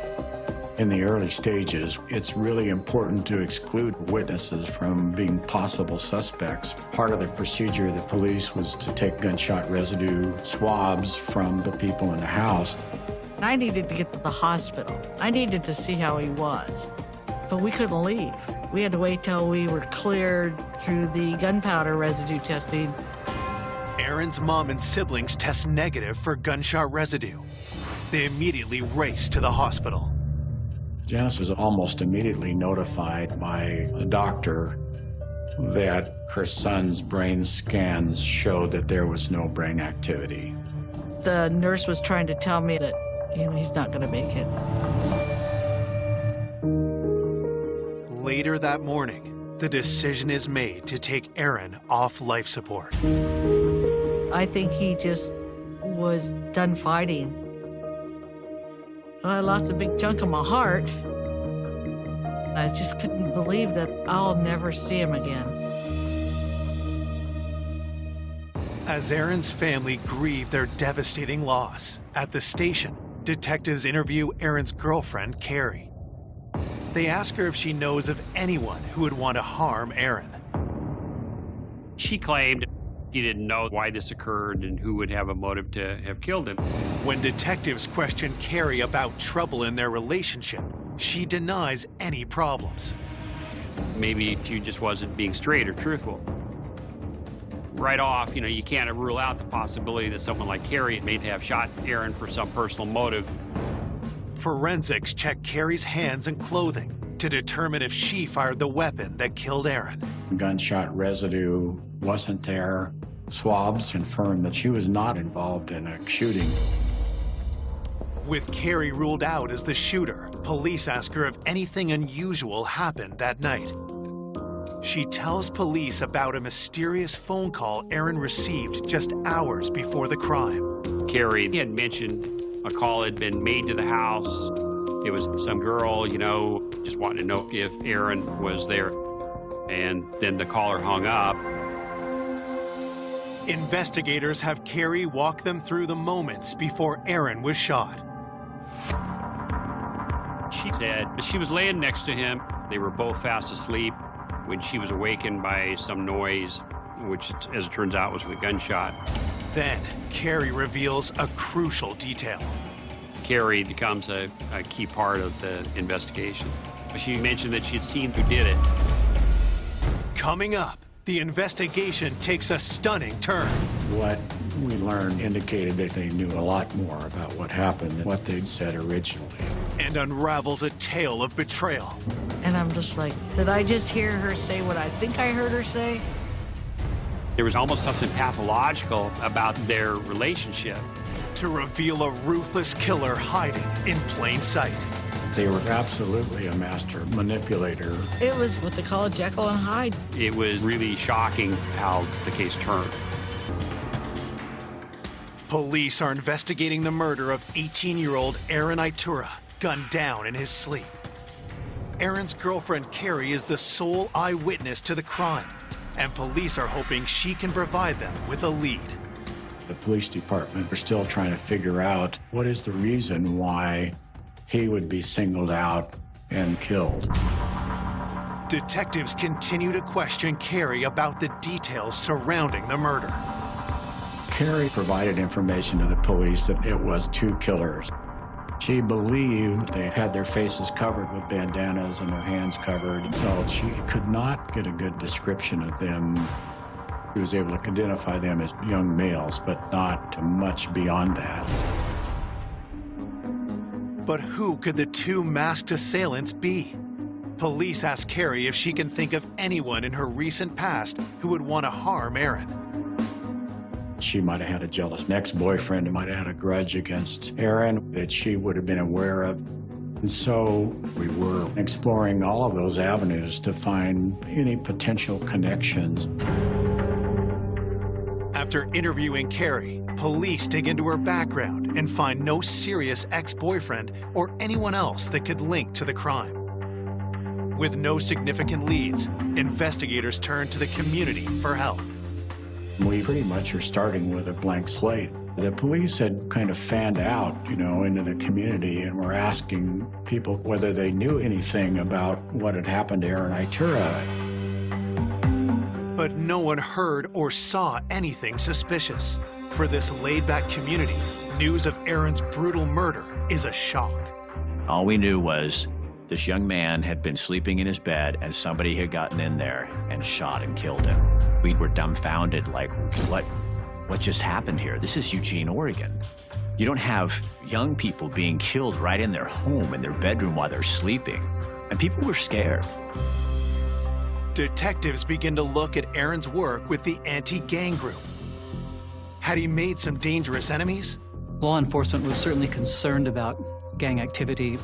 There was a sense, anyway, that Aaron, he's been at these anti-gang task force meetings, and now this kid has been shot in the head. So it certainly raises questions. Police learned that Aaron had been working closely with local anti-gang activist Mary Thompson. A lot of people knew who Mary Thompson was. She was wanting to sound the alarm about gangs in Eugene. And she established herself as kind of the citizen voice among law enforcement and other agencies dealing with that. She was a working mom with a teen, her son Bo, who was getting in and out of trouble. Mary Thompson was involved in publicizing the threat of gangs. How that developed for her was that her son Bo, who was 16 and had gotten involved in some gang activity and serious crimes. She said he's a member of a local Crip gang, and if it can happen in my family, it can happen in any families. And oftentimes she was going to various schools and in the media for an anti-gang sentiment. Mary's home was open to troubled teens trying to avoid gang life, but she needed help with her expanding network. Aaron got approached in school about assisting with the community outreach. He took that role seriously. Aaron was very proud. Sometimes I could hear him talking to his sisters about, I've got to do this. I'm going to help some kid someday, and Mary's on the right track. I thought she was amazing. Here's a woman that's 40-some years old, and she is out with Aaron, making people aware, because most people in this town had no idea that this was going on. The day after the murder, investigators pay Mary a visit, looking for a lead. She was shocked that Erin Itura had been shot and killed, and more than willing to try to help in any way that she could. She offered a whole list of names of people that she knew were associated with him.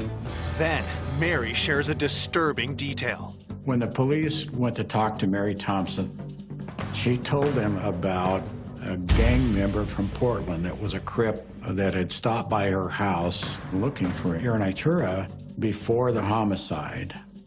And she identified him by the name of Sonny and said what kind of car he was driving. And this gang was dangerous.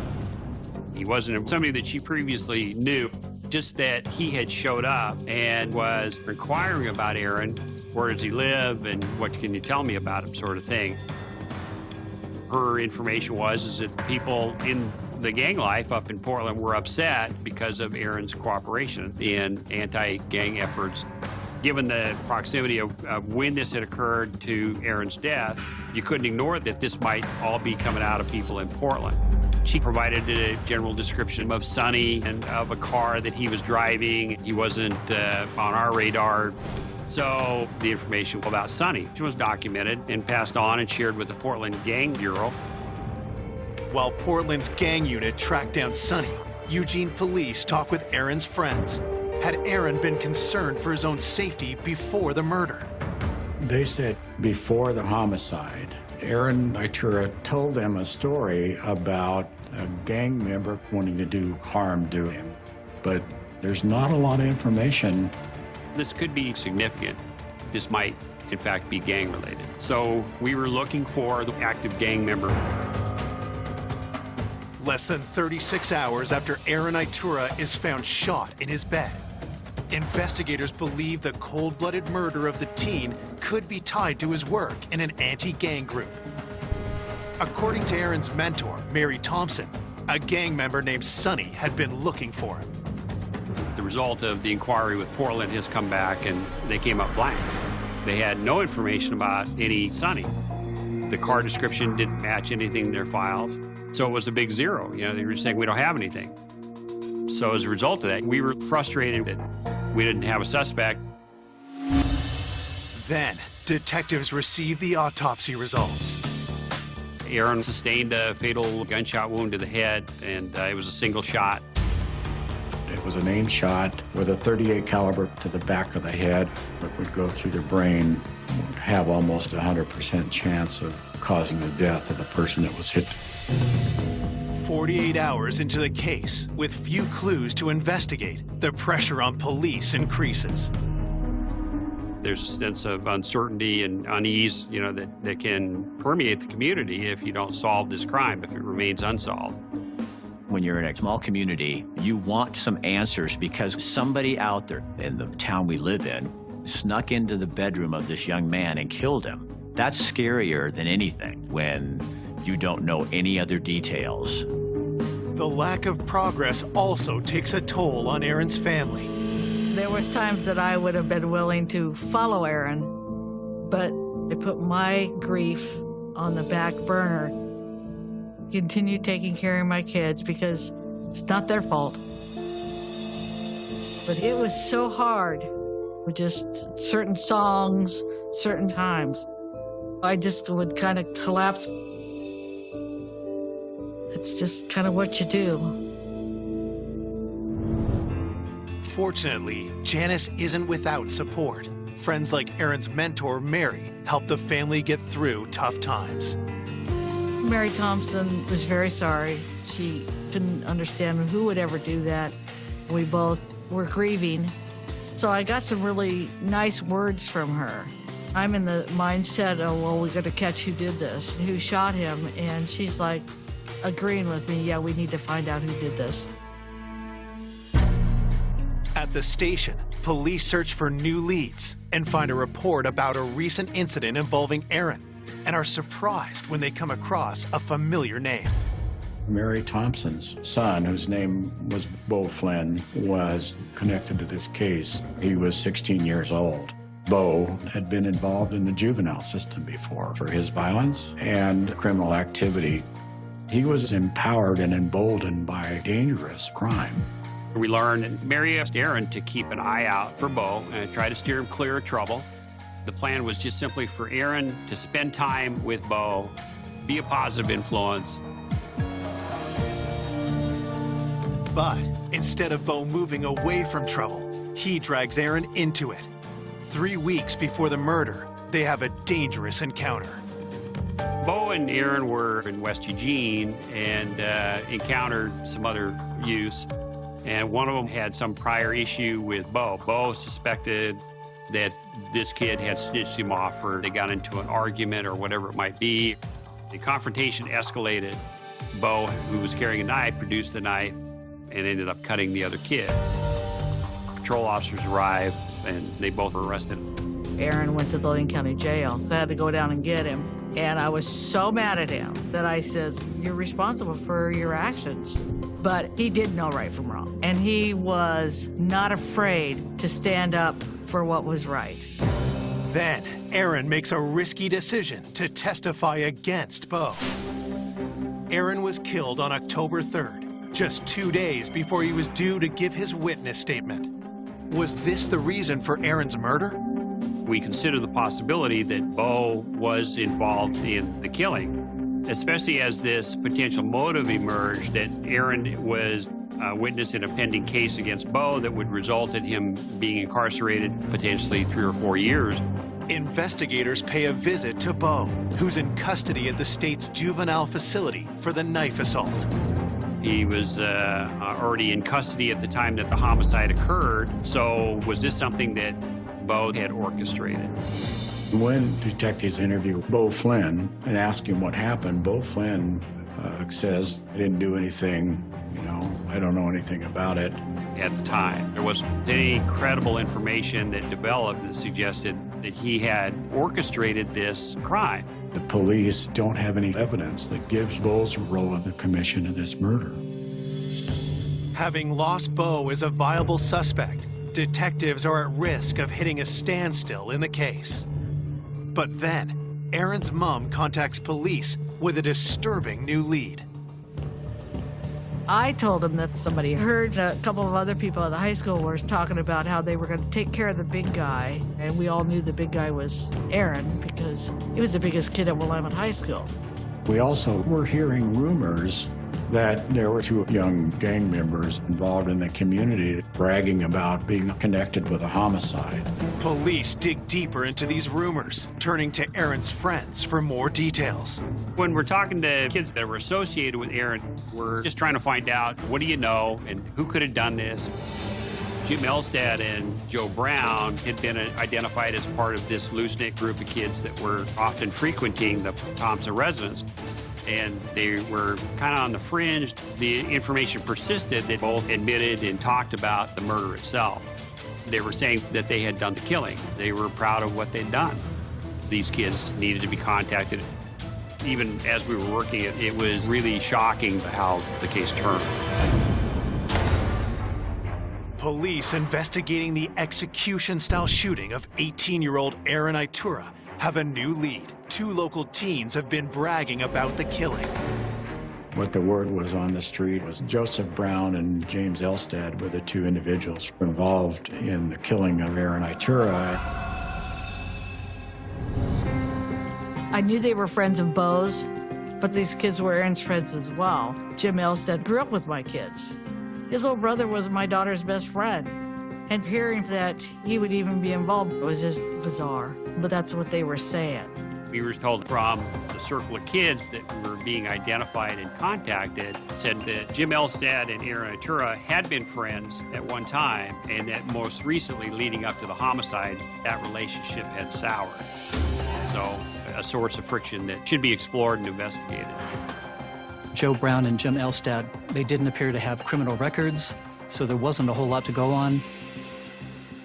Before police can speak to the 2 teens, they get a surprise visit from Mary Thompson.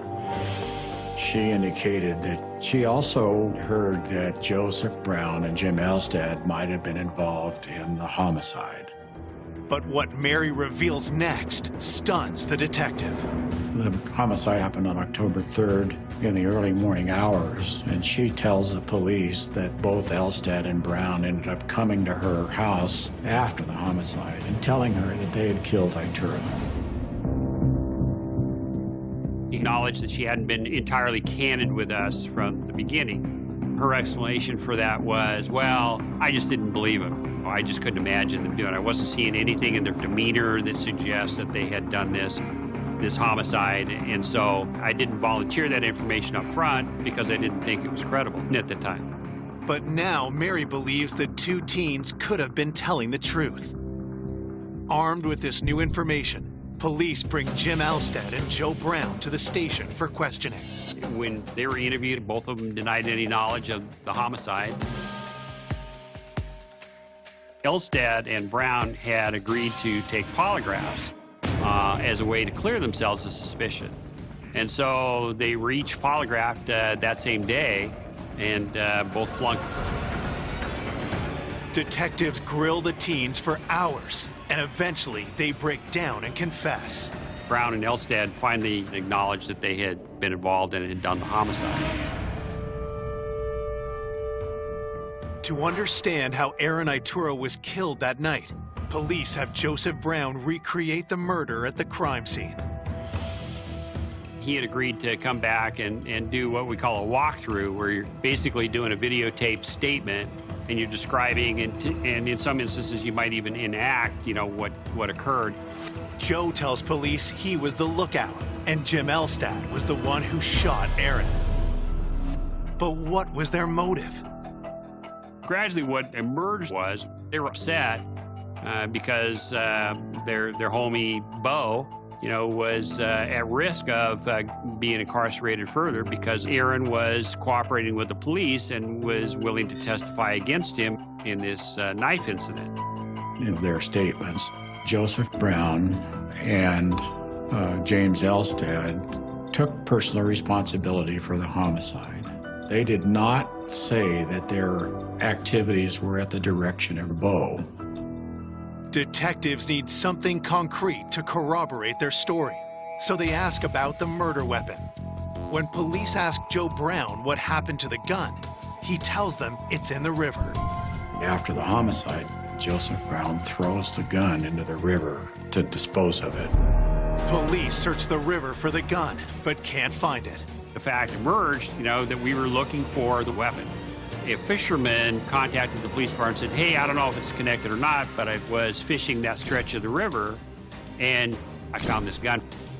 So a patrol officer is sent out and takes possession of the gun from him and books it into evidence. They then do a ballistic check on the gun and they find out it was consistent with the murder weapon. You have their confession and you've got the murder weapon, so you can corroborate their confession to the point where the conviction of those two people is solid. On October 6, 1994, Jim Elstad and Joe Brown are arrested for the murder of 18-year-old Aaron Itura. It was very hard to find out. Jim Elstad shot Aaron while he was sleeping. It was like just unbelievable. After the arrests, Aaron's mentor, Mary Thompson, reaches out to Janice. Mary called me. First it was like, well, we need to get together, maybe have a coffee, and I'll buy you lunch. And then she said, if Aaron would have just kept his mouth shut, this never would have happened. And I'm just like, did I just hear her say what I think I heard her say? At that point, I got real concerned. So I called Detective Rainey and told him what happened.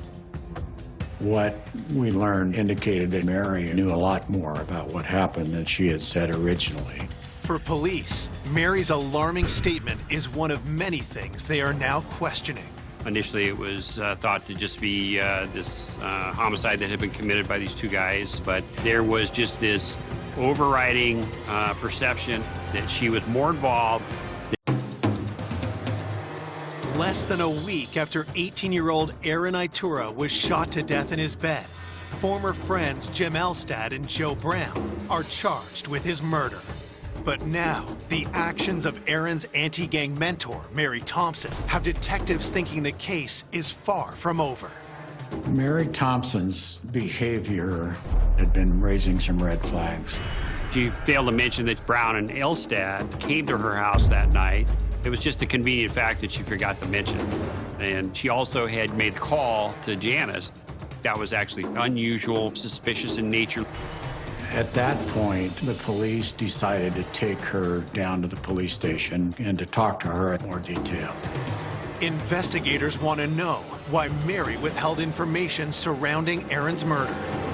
In that interview, she talks about being extremely angry with Aaron Itura after he informed on her son about the knife fight.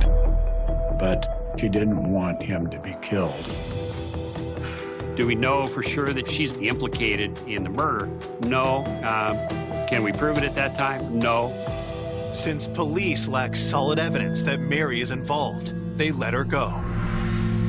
With the killers behind bars, Aaron's loved ones gathered to say their final farewells. It was one beautiful, beautiful day. High school kids, teachers, counselors, they all showed up. Mary was there as well. And there was probably 2,000 people. People I didn't even know were there. Aaron was loved by everybody. 5 days after the arrest of Aaron's murderers, police are still troubled by Mary Thompson's unusual behavior, so they dig deeper into her past. 10 or 15 years prior, there was some other events in Josephine County, which is a county in southern Oregon. She had identified herself as being a person that was working as an assistant to prosecuting the drug trade. And it turned out that she was a methamphetamine manufacturer at that time, and that she got caught selling methamphetamine. Looking at Mary Thompson's past, she was engaged in criminal activity. It was definitely shocking. She was a crime fighter that the community trusted, that had engaged in that kind of behavior. So that was a twist where you never would have expected that. Mary's history proves she's capable of lying and manipulating to get what she wants. Now investigators wonder what she's capable of in connection to this case. As we knew and learned more about her, it was pretty eye-opening, shocking even to investigators. Part of the picture that emerged about Mary was her relationship with her son, Bo, and how protective she had been of him. She had a bunch of relationships in her life that had not turned out, and the only one that stayed with her was Bo Flynn, her son. And so she was willing to do things that were antisocial and illegal in order to maintain Bo's relationship with her. She viewed herself as being a peer. Instead of directing her son to be a law-abiding citizen, she chose to get in the criminal gutter with him. There was almost, I'm no expert, but almost something pathological about their relationship in terms of what a parent will do to protect their child. She knew that Aaron was the only thing standing between her and her son's charges. After Bo, the only person that had motive to eliminate Itura as a witness was Mary Thompson. Detectives start questioning the teens Mary claims she's been keeping out of gangs. When we're talking to kids that were identified as having frequented the Thompson residence, they weren't involved in school, they didn't have healthy relationships, they were all kind of lacking something in their life and felt that. It seemed that she already had developed a family structure that she was able to manipulate for her own purposes, and she had somehow orchestrated the murder of Aaron Itura, and as a result of that, she began emerging more and more as this prime suspect. But could Mary go so far as to have Aaron killed? To advance this investigation, the idea came up about doing a wiretap to see if something was being said here that could be used to either eliminate Mary from suspicion or would lead to evidence to convict her of murder. On the wiretap, detectives hear Mary's son, Bo, who's on parole, discussing gang activities with other gang members. They called themselves the 74 Hoover Crips. They were involved in selling drugs and stealing property. We were thinking it was possible Bo was in charge of the gang. Just when investigators think Bo is the gang leader, someone else comes on the line. It became quickly apparent that Mary was calling the shots. She was pressuring people to do stuff. Mary Thompson's role in the gang is definitely as a leader. They heard Mary planning robberies, beatings, car thefts, just a hive of criminal activity. Mary Thompson, in her exchanges, in these intercepted phone calls, clearly is talking the talk. I mean, she knows the lingo, the street language, and she's a very legitimate threat. She tells them she's got connections outside of Eugene even that, if need be, she can marshal to come in and start dealing with people. But nothing links Mary directly to Aaron's murder until she makes a telling statement. There's a conversation that she has with a gang member, and she says, "Don't worry, I haven't screamed at you, have I? Aaron Itura got screamed at before he got whacked. He knew how I felt." So she essentially admits to the gang killing Itura. We ripped off the veneer of her being this concerned mom who only immersed herself in this culture out of concern for her son. Facts that we're developing were pretty revealing. Though the admission is damning, detectives know they'll need more to secure a conviction. We felt that we needed a direct witness who would tell us about all these conversations that happened up and including the homicide of Aaron Itura. Our tactic was to break the gang, essentially, and to see what we could do about getting them to testify against Mary Thompson. In the cold-blooded killing of Aaron Itura, police have arrested 2 young gang members. Now, wiretaps have revealed Aaron's anti-gang mentor, Mary Thompson, is actually a ruthless gang leader. Mary Thompson became a prime suspect in the case, and the wiretaps were really instrumental in revealing the extent of the influence that Mary had. Investigators are now convinced Mary is behind the 18-year-old's murder. But to charge her, they need additional evidence. We arrested the gang for all of these crimes that they committed that we knew about during the wire, whether it was committing a burglary or stealing weapons. Investigators then question the teen gang members, hoping to get them to flip on Mary. The prosecutor thinks their best shot lies with one of the youngest members of the gang, named Lisa. We decided that we were going to give Lisa immunity on the condition that she testified about the gang and about the homicide of Aaron Itura. Lisa agrees to tell investigators everything she knows. It became pretty clear not only was Mary the leader of the gang, but when it came to eliminating Itura, the behavior of Elstad and Brown was guided by her. Mary was always saying that something's got to be done about Aaron. We can't let him testify against Bo, and that shifted to actually killing him.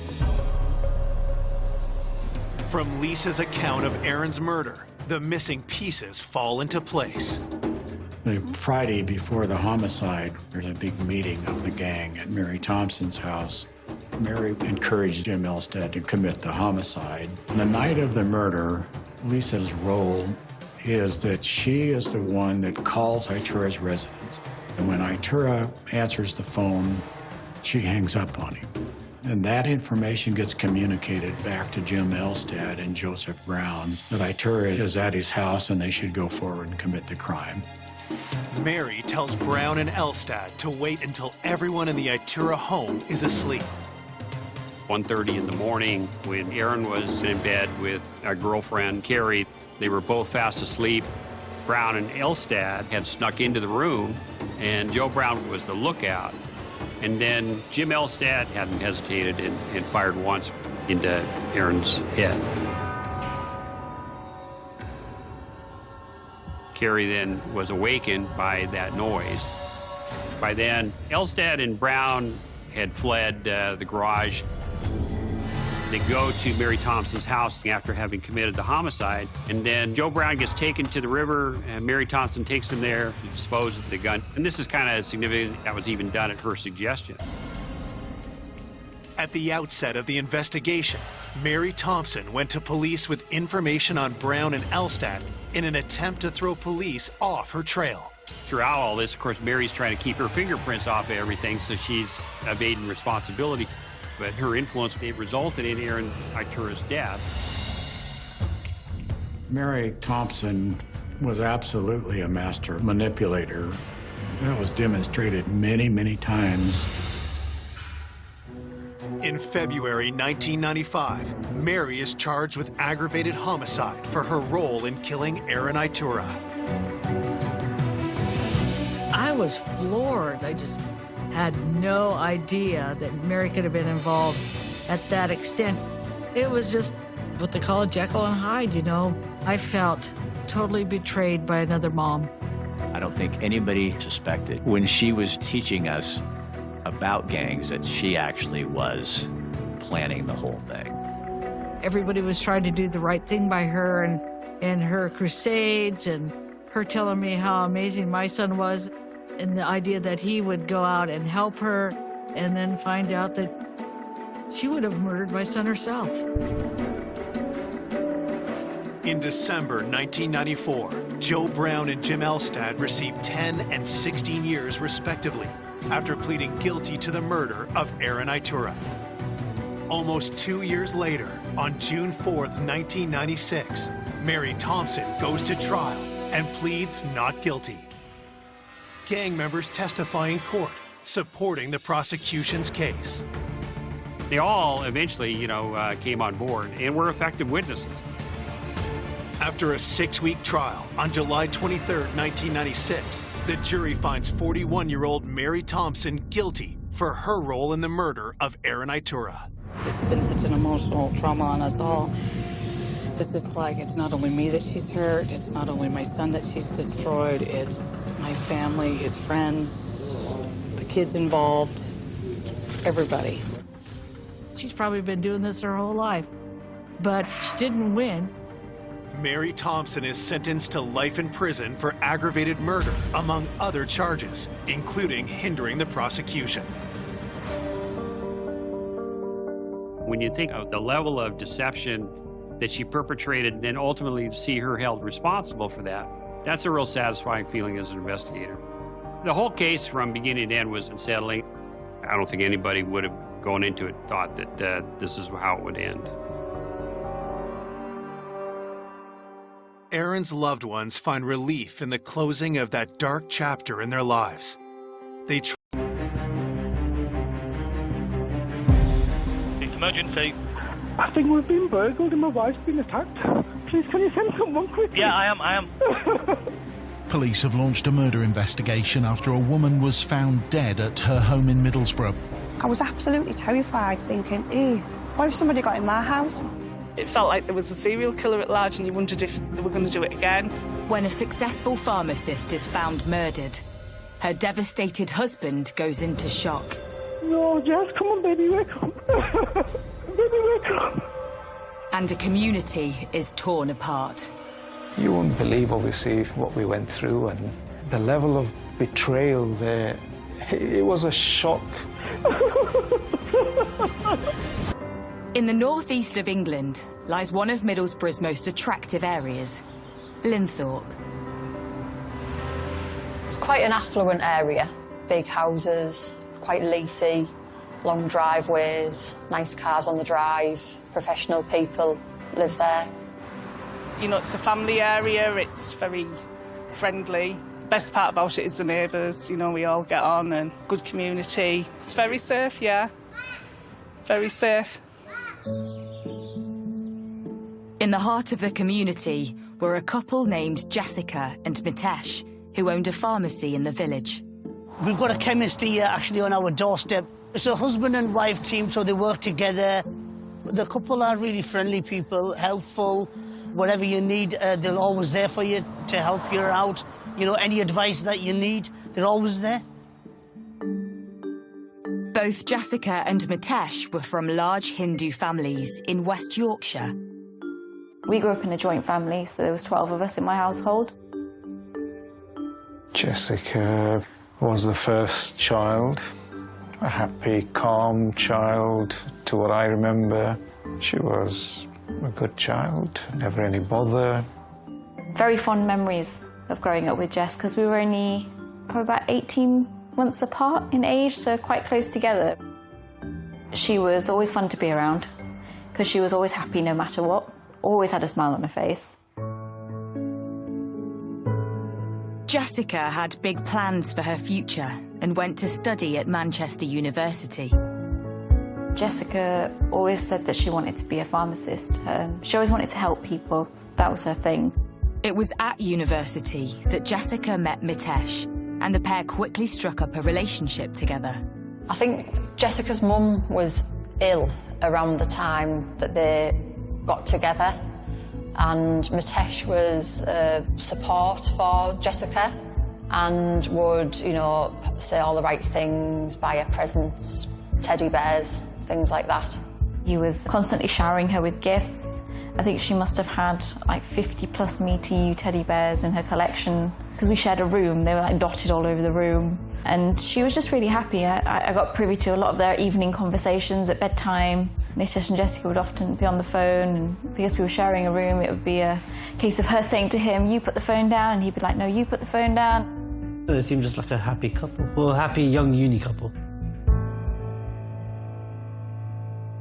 Jessica's mother sadly passed away, but Mitesh helped her through this difficult time, and the couple soon mapped out their future together, despite some initial resistance. Initially, when Jessica approached Dad about getting married, he wasn't so ecstatic about it. He didn't think they were a suitable match for Jessica, but Jessica persisted. She insisted that she loved him, and vice versa. She wouldn't take a no. So, of course, obviously, in this day and age, we know that we can't force our child. And when she says that, "No, Dad, if I marry, it's him that I'm going to marry." But if that's the man she wants to marry, then that be it then. In July 2009, the couple threw a big Indian wedding. The marriage took place here in my garden. It was the first wedding within the Patel or the Hindu community that had 500 or 600 people. Newly married, the couple set their sights on a fresh start and set up home among the village community of Linthorpe. They got a lease on Roman Road Pharmacy and then bought a house on the avenue. A lovely big house which needed work doing, so they spent time renovating it and building up their pharmacy, you know, becoming well-known people in the community. Having both a successful business and a new home in place, there was just one thing missing from their perfect life. Jessica wanted to be a mother. She's always had a very motherly and a maternal instinct. Being the oldest sibling out of all 6 of us as well, she was always that much more maternal. And she wanted children of her own. I think it's something they'd thought about for years. Apparently the couple struggled to fall pregnant, so started undergoing a course of IVF treatment, which I can only assume is a really grueling process, and that shows how much they must really wanted a child. She expressed to me that it wasn't working naturally and that they were going to be starting IVF. All in all, Jessica went through 3 rounds of IVF that were unsuccessful. Each time she would ring me and she would say it didn't work, and she would be heartbroken that it hadn't worked, and I think the emotional distress of it all was just too much. She'd just come back off holiday and we were talking in the evening, and she was just telling me about the IVF and this 4th round. She was so happy because this round was a positive round. She said that it looks like it's going really well. They managed to freeze 3 embryos, and in June, so within a matter of weeks, she was due to have them implanted, and she was so positive they were going to work this time. The happiness was in her. I can't even describe how happy she was, because that dream of becoming a mother was just about to materialize for her.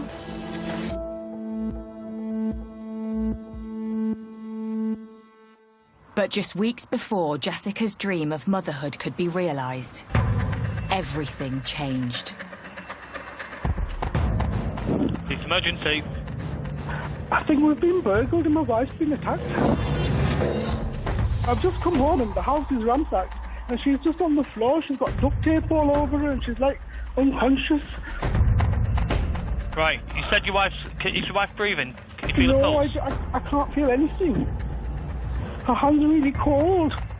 She's got like blood on her nose and stuff dripping out onto the floor. Please, can you send someone quickly? Yeah, I am.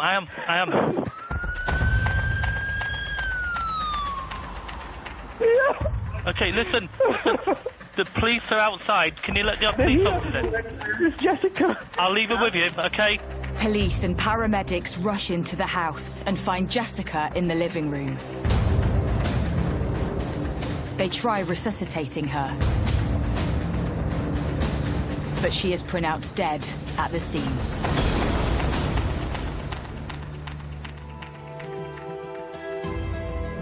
All we knew was that there'd been a murder. Her husband had came home from work and found her. Has somebody broken into their home? And is it a burglary gone wrong? It was just utter shock that, you know, anything like this could have happened. In the picturesque village of Linthorpe, the community is waking up, reeling at news of a murder. But the previous morning, May 14th, started out like any other day in the Patel household. Jessica and Mitesh had been in the pharmacy working. Jessica's dad popped into the pharmacy to speak to them both. I can see that smile on the day I walked in, which would have been just after 10 o'clock. And I can still see her far back because it was a sort of a deep pharmacy. So I said, I'll be down next week. And she goes, OK, Dad, I'll see you next week. Of course, I did hug her. And I couldn't believe that I would never see her again.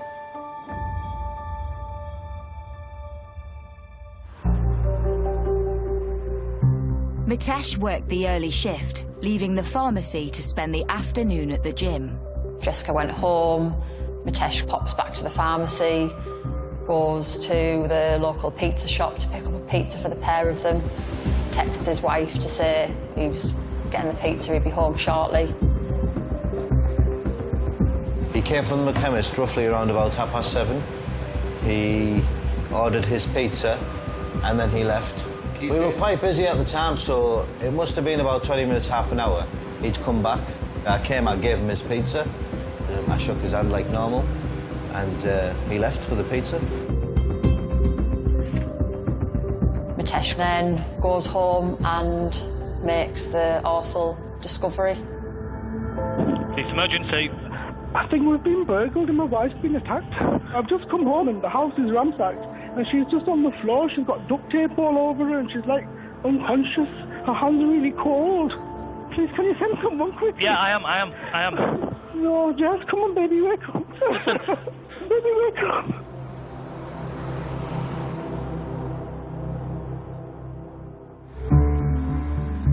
Cleveland police respond immediately and preserve the crime scene.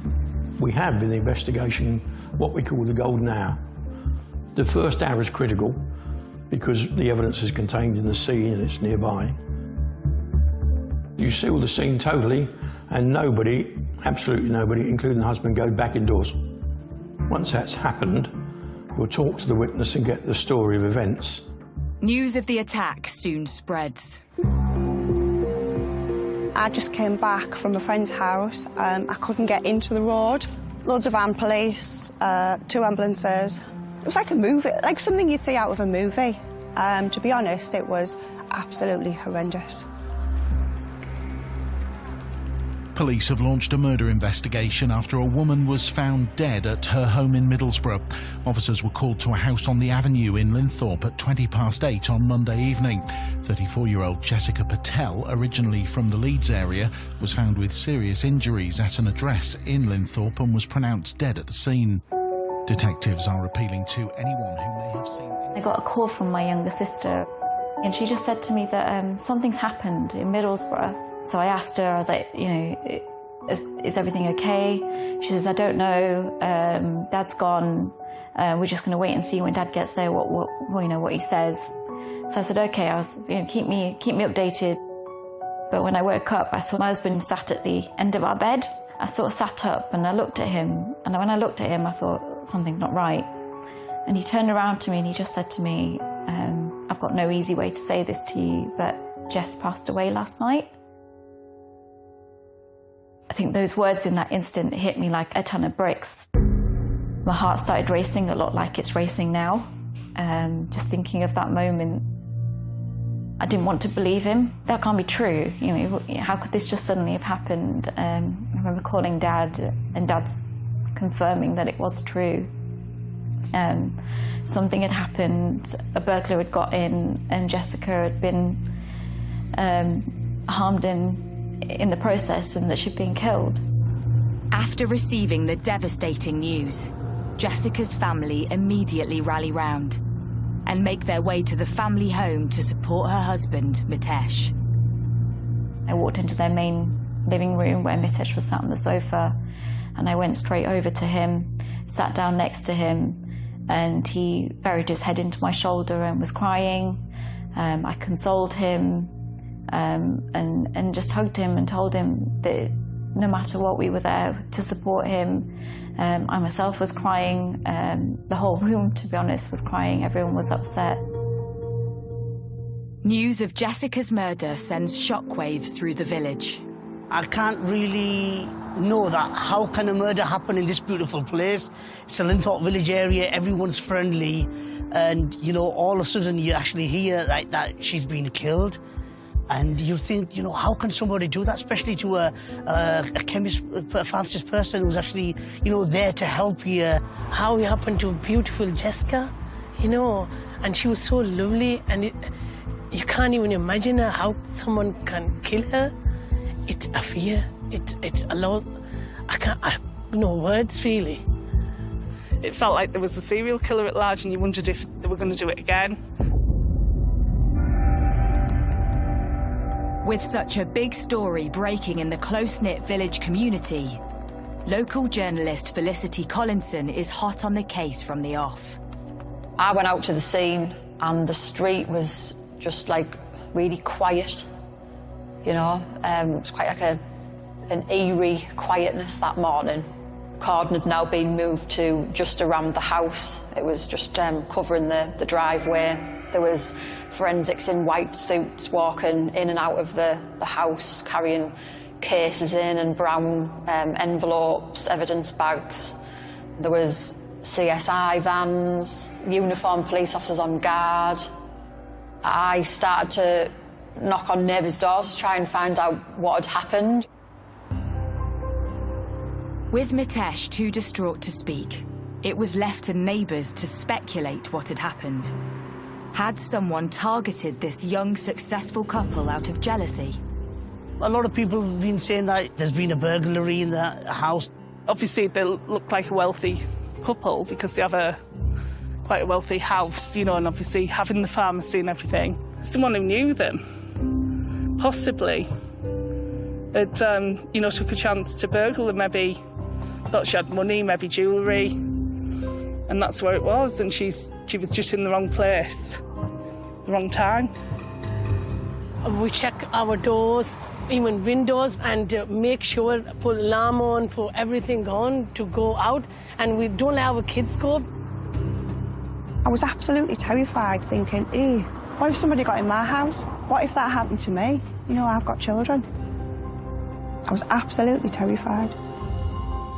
Was it somebody who thought that the couple had money with them having the pharmacy? You know, did they have a safe in there where they kept the take-ins? You know, could somebody have broken in for that? Or was it somebody who needed or wanted drugs and believed that they may have kept drugs in the house? Or was it a big mistake that they'd got the wrong house? While a grieving Mitesh stays with the family, police take a closer look at the crime scene. And one thing jumps out immediately. There's no sign of a forced entry. Meaning one thing, Jessica knew her attacker. If there's no sign of forced entry, it looks like they've got in through an open door, which suggests that the victim would know them and allow them in. everybody is a suspect till they're eliminated, without exception. So what we've now got to try and do is eliminate those who couldn't have been there at the time. With no sign of a break-in, everyone known to Jessica is under suspicion. Could husband Mitesh offer clues as to who his wife may have let in the house?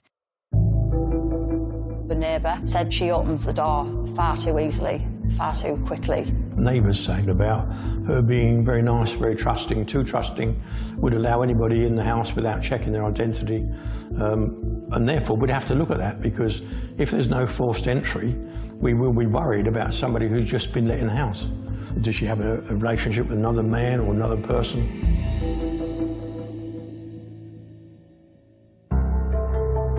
Police need to identify a timeline of events in order to pinpoint when the killer gained access to the house. So they turn to Mitesh for help. You'll want to know where he was, what time he went, because the timeline, when he left and when he came home, is significant.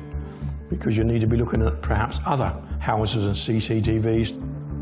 Mitesh explains to police that after going to the gym, he had gone out to get pizza at his usual takeaway, before returning home to discover his wife's body. The husband of the victim seemed like he was a pleasant, kind of like quiet type of guy, wasn't he? He'd just do his work. He'd come, he'd order his food, you know, go home like everybody else. The pizza parlour's CCTV helps police create an exact timeline of the evening and when Jessica was left alone. The police came in to the shop and kind of like asked for the camera footage of the husband of the victim, and basically kind of explained what was going on in a small way. They didn't really tell us exactly what was going on, but they just kind of gave us a clue to why they need, you know, and what's happened. He took my camera, CCTV camera, he took it from here. He said, I want to see what's going to happen in here, like when he came, when he go out, that's it. With Mitesh's movements that evening clear, police are still no closer to establishing who had gained access to their home. But post-mortem results help police identify the cause of death. Could this lead to clues as to her attacker? It's found that she died from pressure to her neck. There was also suggestion that from marks to Jessica's neck that a ligature of some sort had been used. And in asphyxiation, of course, you've got to look at was something placed over a mouth, over a nose. Was there some other way of stopping the oxygen getting to her? All those sorts of things you expect the examiner to tell you about. Despite this crucial information, no murder weapon is found at the scene. 3 days into the investigation, and police are no closer to a motive or a suspect. Police hadn't arrested anybody. I know personally I felt a bit of worry for the people living in that street. You know, I would have felt worried. But on the 17th of May 2018, things take a dramatic turn. A man has been arrested in connection with the murder of a woman in Middlesbrough. Everyone's talking about it, that they've caught somebody. When we find out who the police have arrested, it's just tragic, just a tragedy. In the pretty village of Linthorpe, the close-knit community has been coming to terms with the murder of local pharmacist Jessica Patel. In the days since, Jessica's family rally around a grieving Mitesh. On Thursday morning, we proceeded to Mitesh's house again, just to lend support. We spent the morning there, but then Dad received a call from the liaison officers asking us if we could return home because they needed to speak with us. They didn't really tell me what it was for, but something related, which I thought they may want some more statements. We come home, we sat in that room, and there's the police, the family liaison officers, and they said, Mr. Patel, we have to tell you this. It's Mitesh.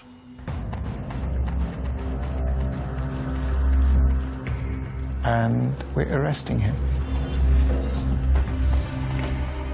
And I said, hang on, what did you say? And they repeated it where I says, look, have you got it right? And they said yes. They assured me that it's him, and as we speak, we're arresting him.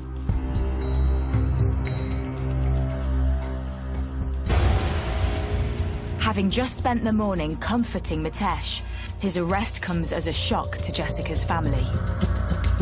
You can't help but think that why would he do it? You know, what reason could he possibly have for having to murder Jessica? At the same time, you're like, have you got the right person? Because if you haven't, that person's getting away. Yesterday afternoon, police arrested a 37-year-old man in the West Yorkshire police area on suspicion of murder following the death of 34-year-old Jessica Patel in Middlesbrough on Monday. The man remains in police custody. News of Mitesh's arrest becomes public and locals react in horror. How could this loving husband and pillar of the community have anything to do with such a brutal killing? It was a bit of a shock, to be honest with you, because we thought of them as, you know, good people, normal people. We didn't think anything was going on in their home. We were all just so shocked, gobsmacked, really. We're still thinking, is this really a husband who's been, you know, arrested for her murder? You know, he's a pharmacist, she's a pharmacist. You just don't expect this at all. So what had led to the arrest of Jessica's seemingly besotted husband? The man she'd been looking forward to starting a family with. The police are still searching the house, you know, for evidence and clues. And then there's a breakthrough. So senior crime officers find a hard drive wrapped in clothing underneath the mattress. It has a serial number on it which relates to the CCTV in the house. When police had previously spoken to Mitesh, there had been no mention of this CCTV. Surely the first thing that you would do, or one of the first things you would do if your wife had been murdered, is think, oh, we've got CCTV. The footage of the killer will be on our CCTV. But there was no mention of this at all from Mitesh. Police examined the CCTV footage from the hard drive. It shows that it was switched off or taken or removed 6 minutes before he called the police for the 999 call. Police rewind the footage to look for any clues earlier in the day. But what they find shocks them. The CCTV shows that at 3:30 p.m, Mitesh returned home from the gym, but never left to get pizza before Jessica came home from work at 7 p.m. Instead, Mitesh doesn't leave the house till 7:42 p.m. and then returns home with the pizza at 8:15 p.m. 4 minutes later, the camera is switched off. This is a crucial piece of evidence because it doesn't show any other person entering or leaving the house other than Jessica and Mitesh. You know, there's no other, you know, intruder or person sneaking around. Mitesh calls police at 8:24 p.m. to report finding his wife dead. With no sign of anyone else coming to the house, police hone in on their now #1 suspect. So now he becomes the prime suspect. We now need to look at what's the motive. So you'll extend the investigation and you'll also start looking now at all his personal life and personal technology he has. Has he got an app on his phone? What does his computer say? And the family computer drops a bombshell discovery. There was searches on his computer, you know, how to kill my wife. His searches included employing overdoses of insulin, employing perhaps strangulation. We've also got searches on his laptop and on his phone about the fact that he will earn £2 million in insurance payouts from his wife's death. Have police finally uncovered a motive for Jessica's murder? These were various policies that were taken out at various times. It's interesting to note that the first policy was taken out shortly after Mitesh Patel had begun in 2013 to investigate ways to kill. But the biggest breakthrough comes when police look at Mitesh's mobile phone, which recorded his heart rate and activity. Mitesh Patel was not to know that he had this particular app activated on his phone. It tracks not only his steps, but also if he's done any staircases. The app reveals to detectives that immediately after Mitesh had arrived back at the house, at a time when he said he discovered Jessica's body, he had also gone upstairs for 4 minutes before calling 999. There was no reason, no innocent reason, for him to have done that if he was coming home to find his wife's body on the floor just to the right of the front door. So what had gone on that fateful day? And what was the truth behind their seemingly loving relationship? The 14th of May seemed to have begun like most other days. It's right that Mitesh went to work early that morning. Jessica got into work herself an hour or two later. The day continued as other days. Because he'd worked the morning shift, Mitesh Patel left work. He was due to go to the gym at lunchtime, and then he went home. He spent the rest of the afternoon in the family home, and he was there when Jessica got home from work. Of course, he was to lie to the police about that, but he was there when she got home from work, shortly after 7. Detectives established Jessica was killed soon after arriving home. And before Mitesh left the house to get pizza 42 minutes later. After he'd murdered his wife, he left the house. He then went to the pizza parlor just down the road and ordered a takeaway. He looked like he was on edge or there was something wrong with him, but we didn't take any notice. He returned to the family home. He's got to have dismantled the CCTV footage, gone upstairs, hidden it, then come downstairs and then made the call. It's emergency. I think we've been burgled and my wife's been attacked.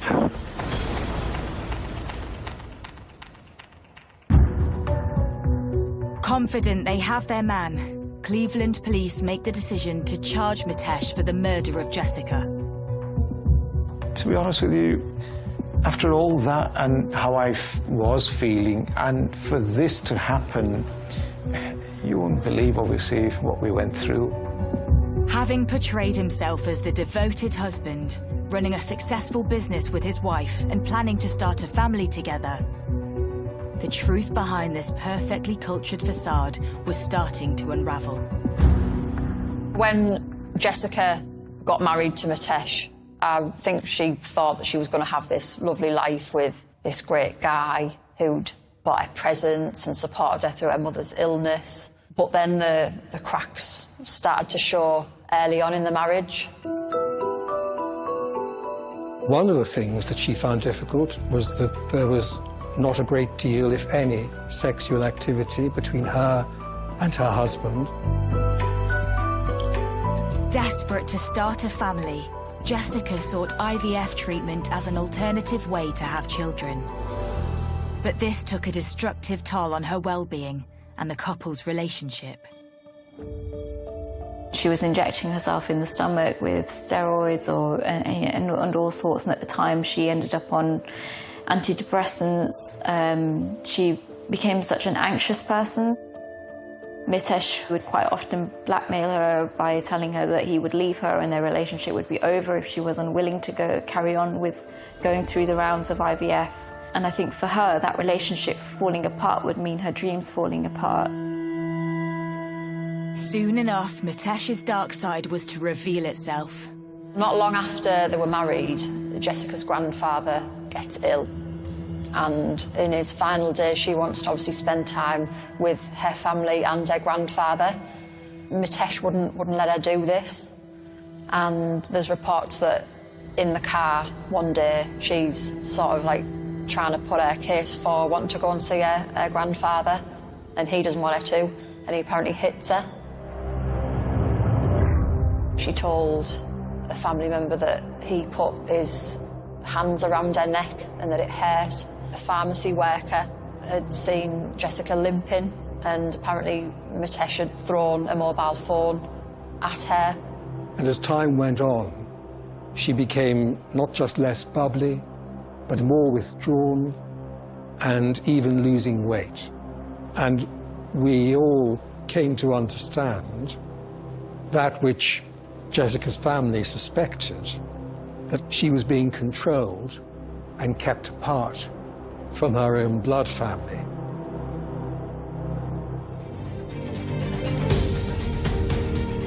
But what could have led this once happy marriage to end in tragedy? Why did Mitesh want to keep Jessica apart from her family? And why did he end her life in such a violent way?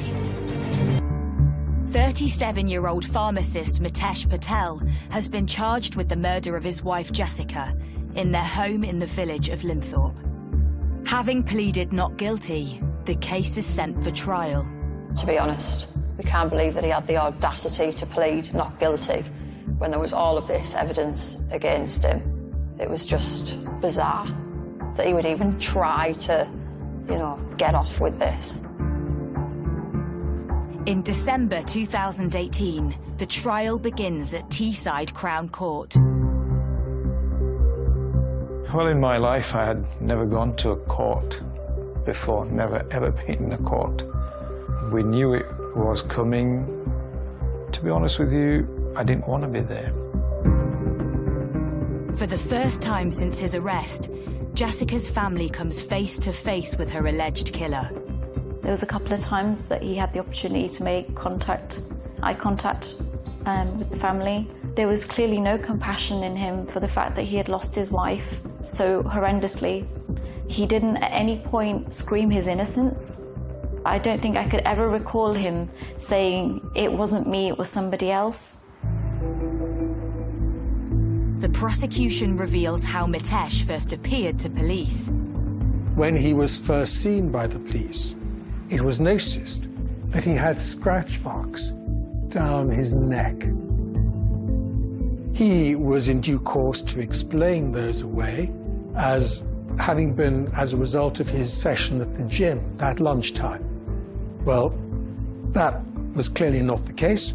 Further work by the forensic scientists were to reveal that underneath the fingertips of Jessica Patel was his DNA, particularly on the right hand, and she was right-handed. So the picture began to be built up of a struggle in which Jess had fought with her attacker, and clearly that attacker was her husband, whom she had scratched down the front of his neck.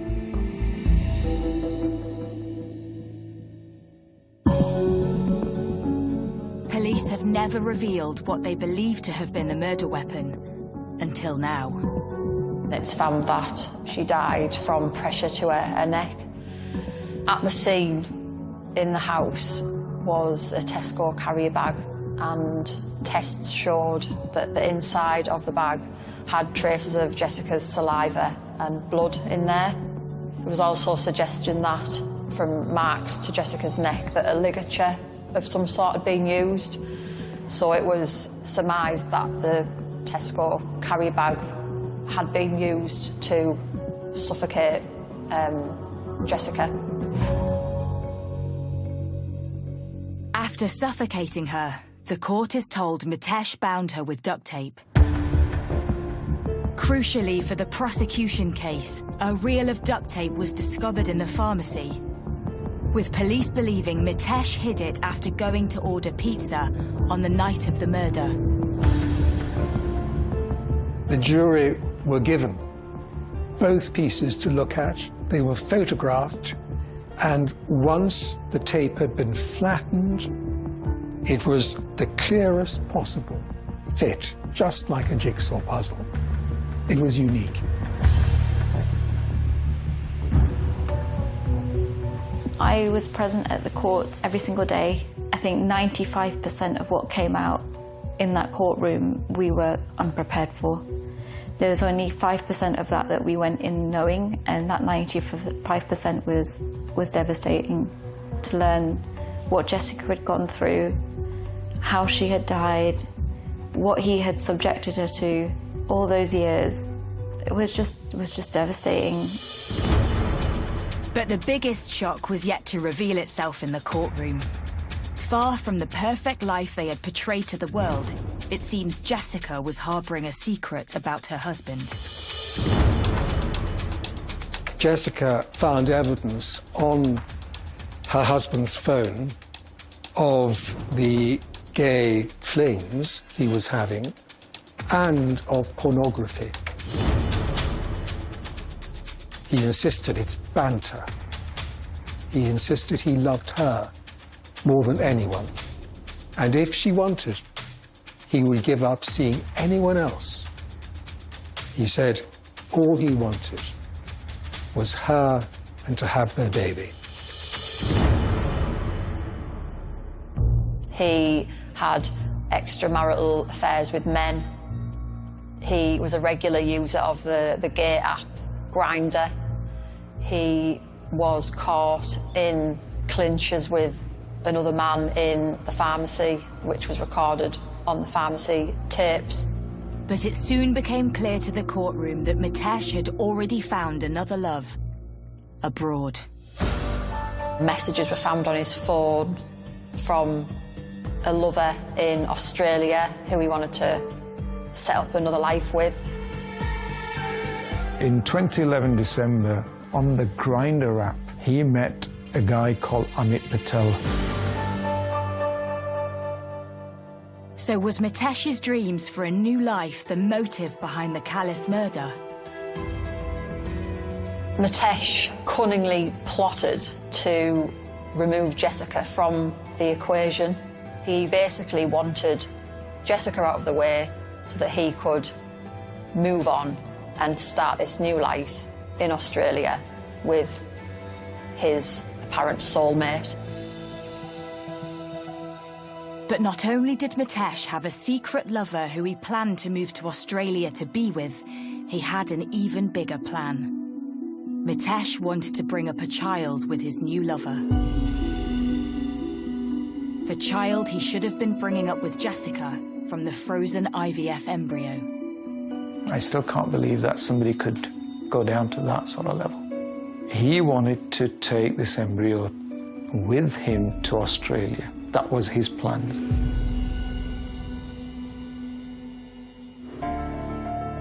After a grueling 12-day trial at Teesside Crown Court, the jury returns its verdict. Mitesh is found guilty of Jessica Patel's murder. He is sentenced to 30 years in prison.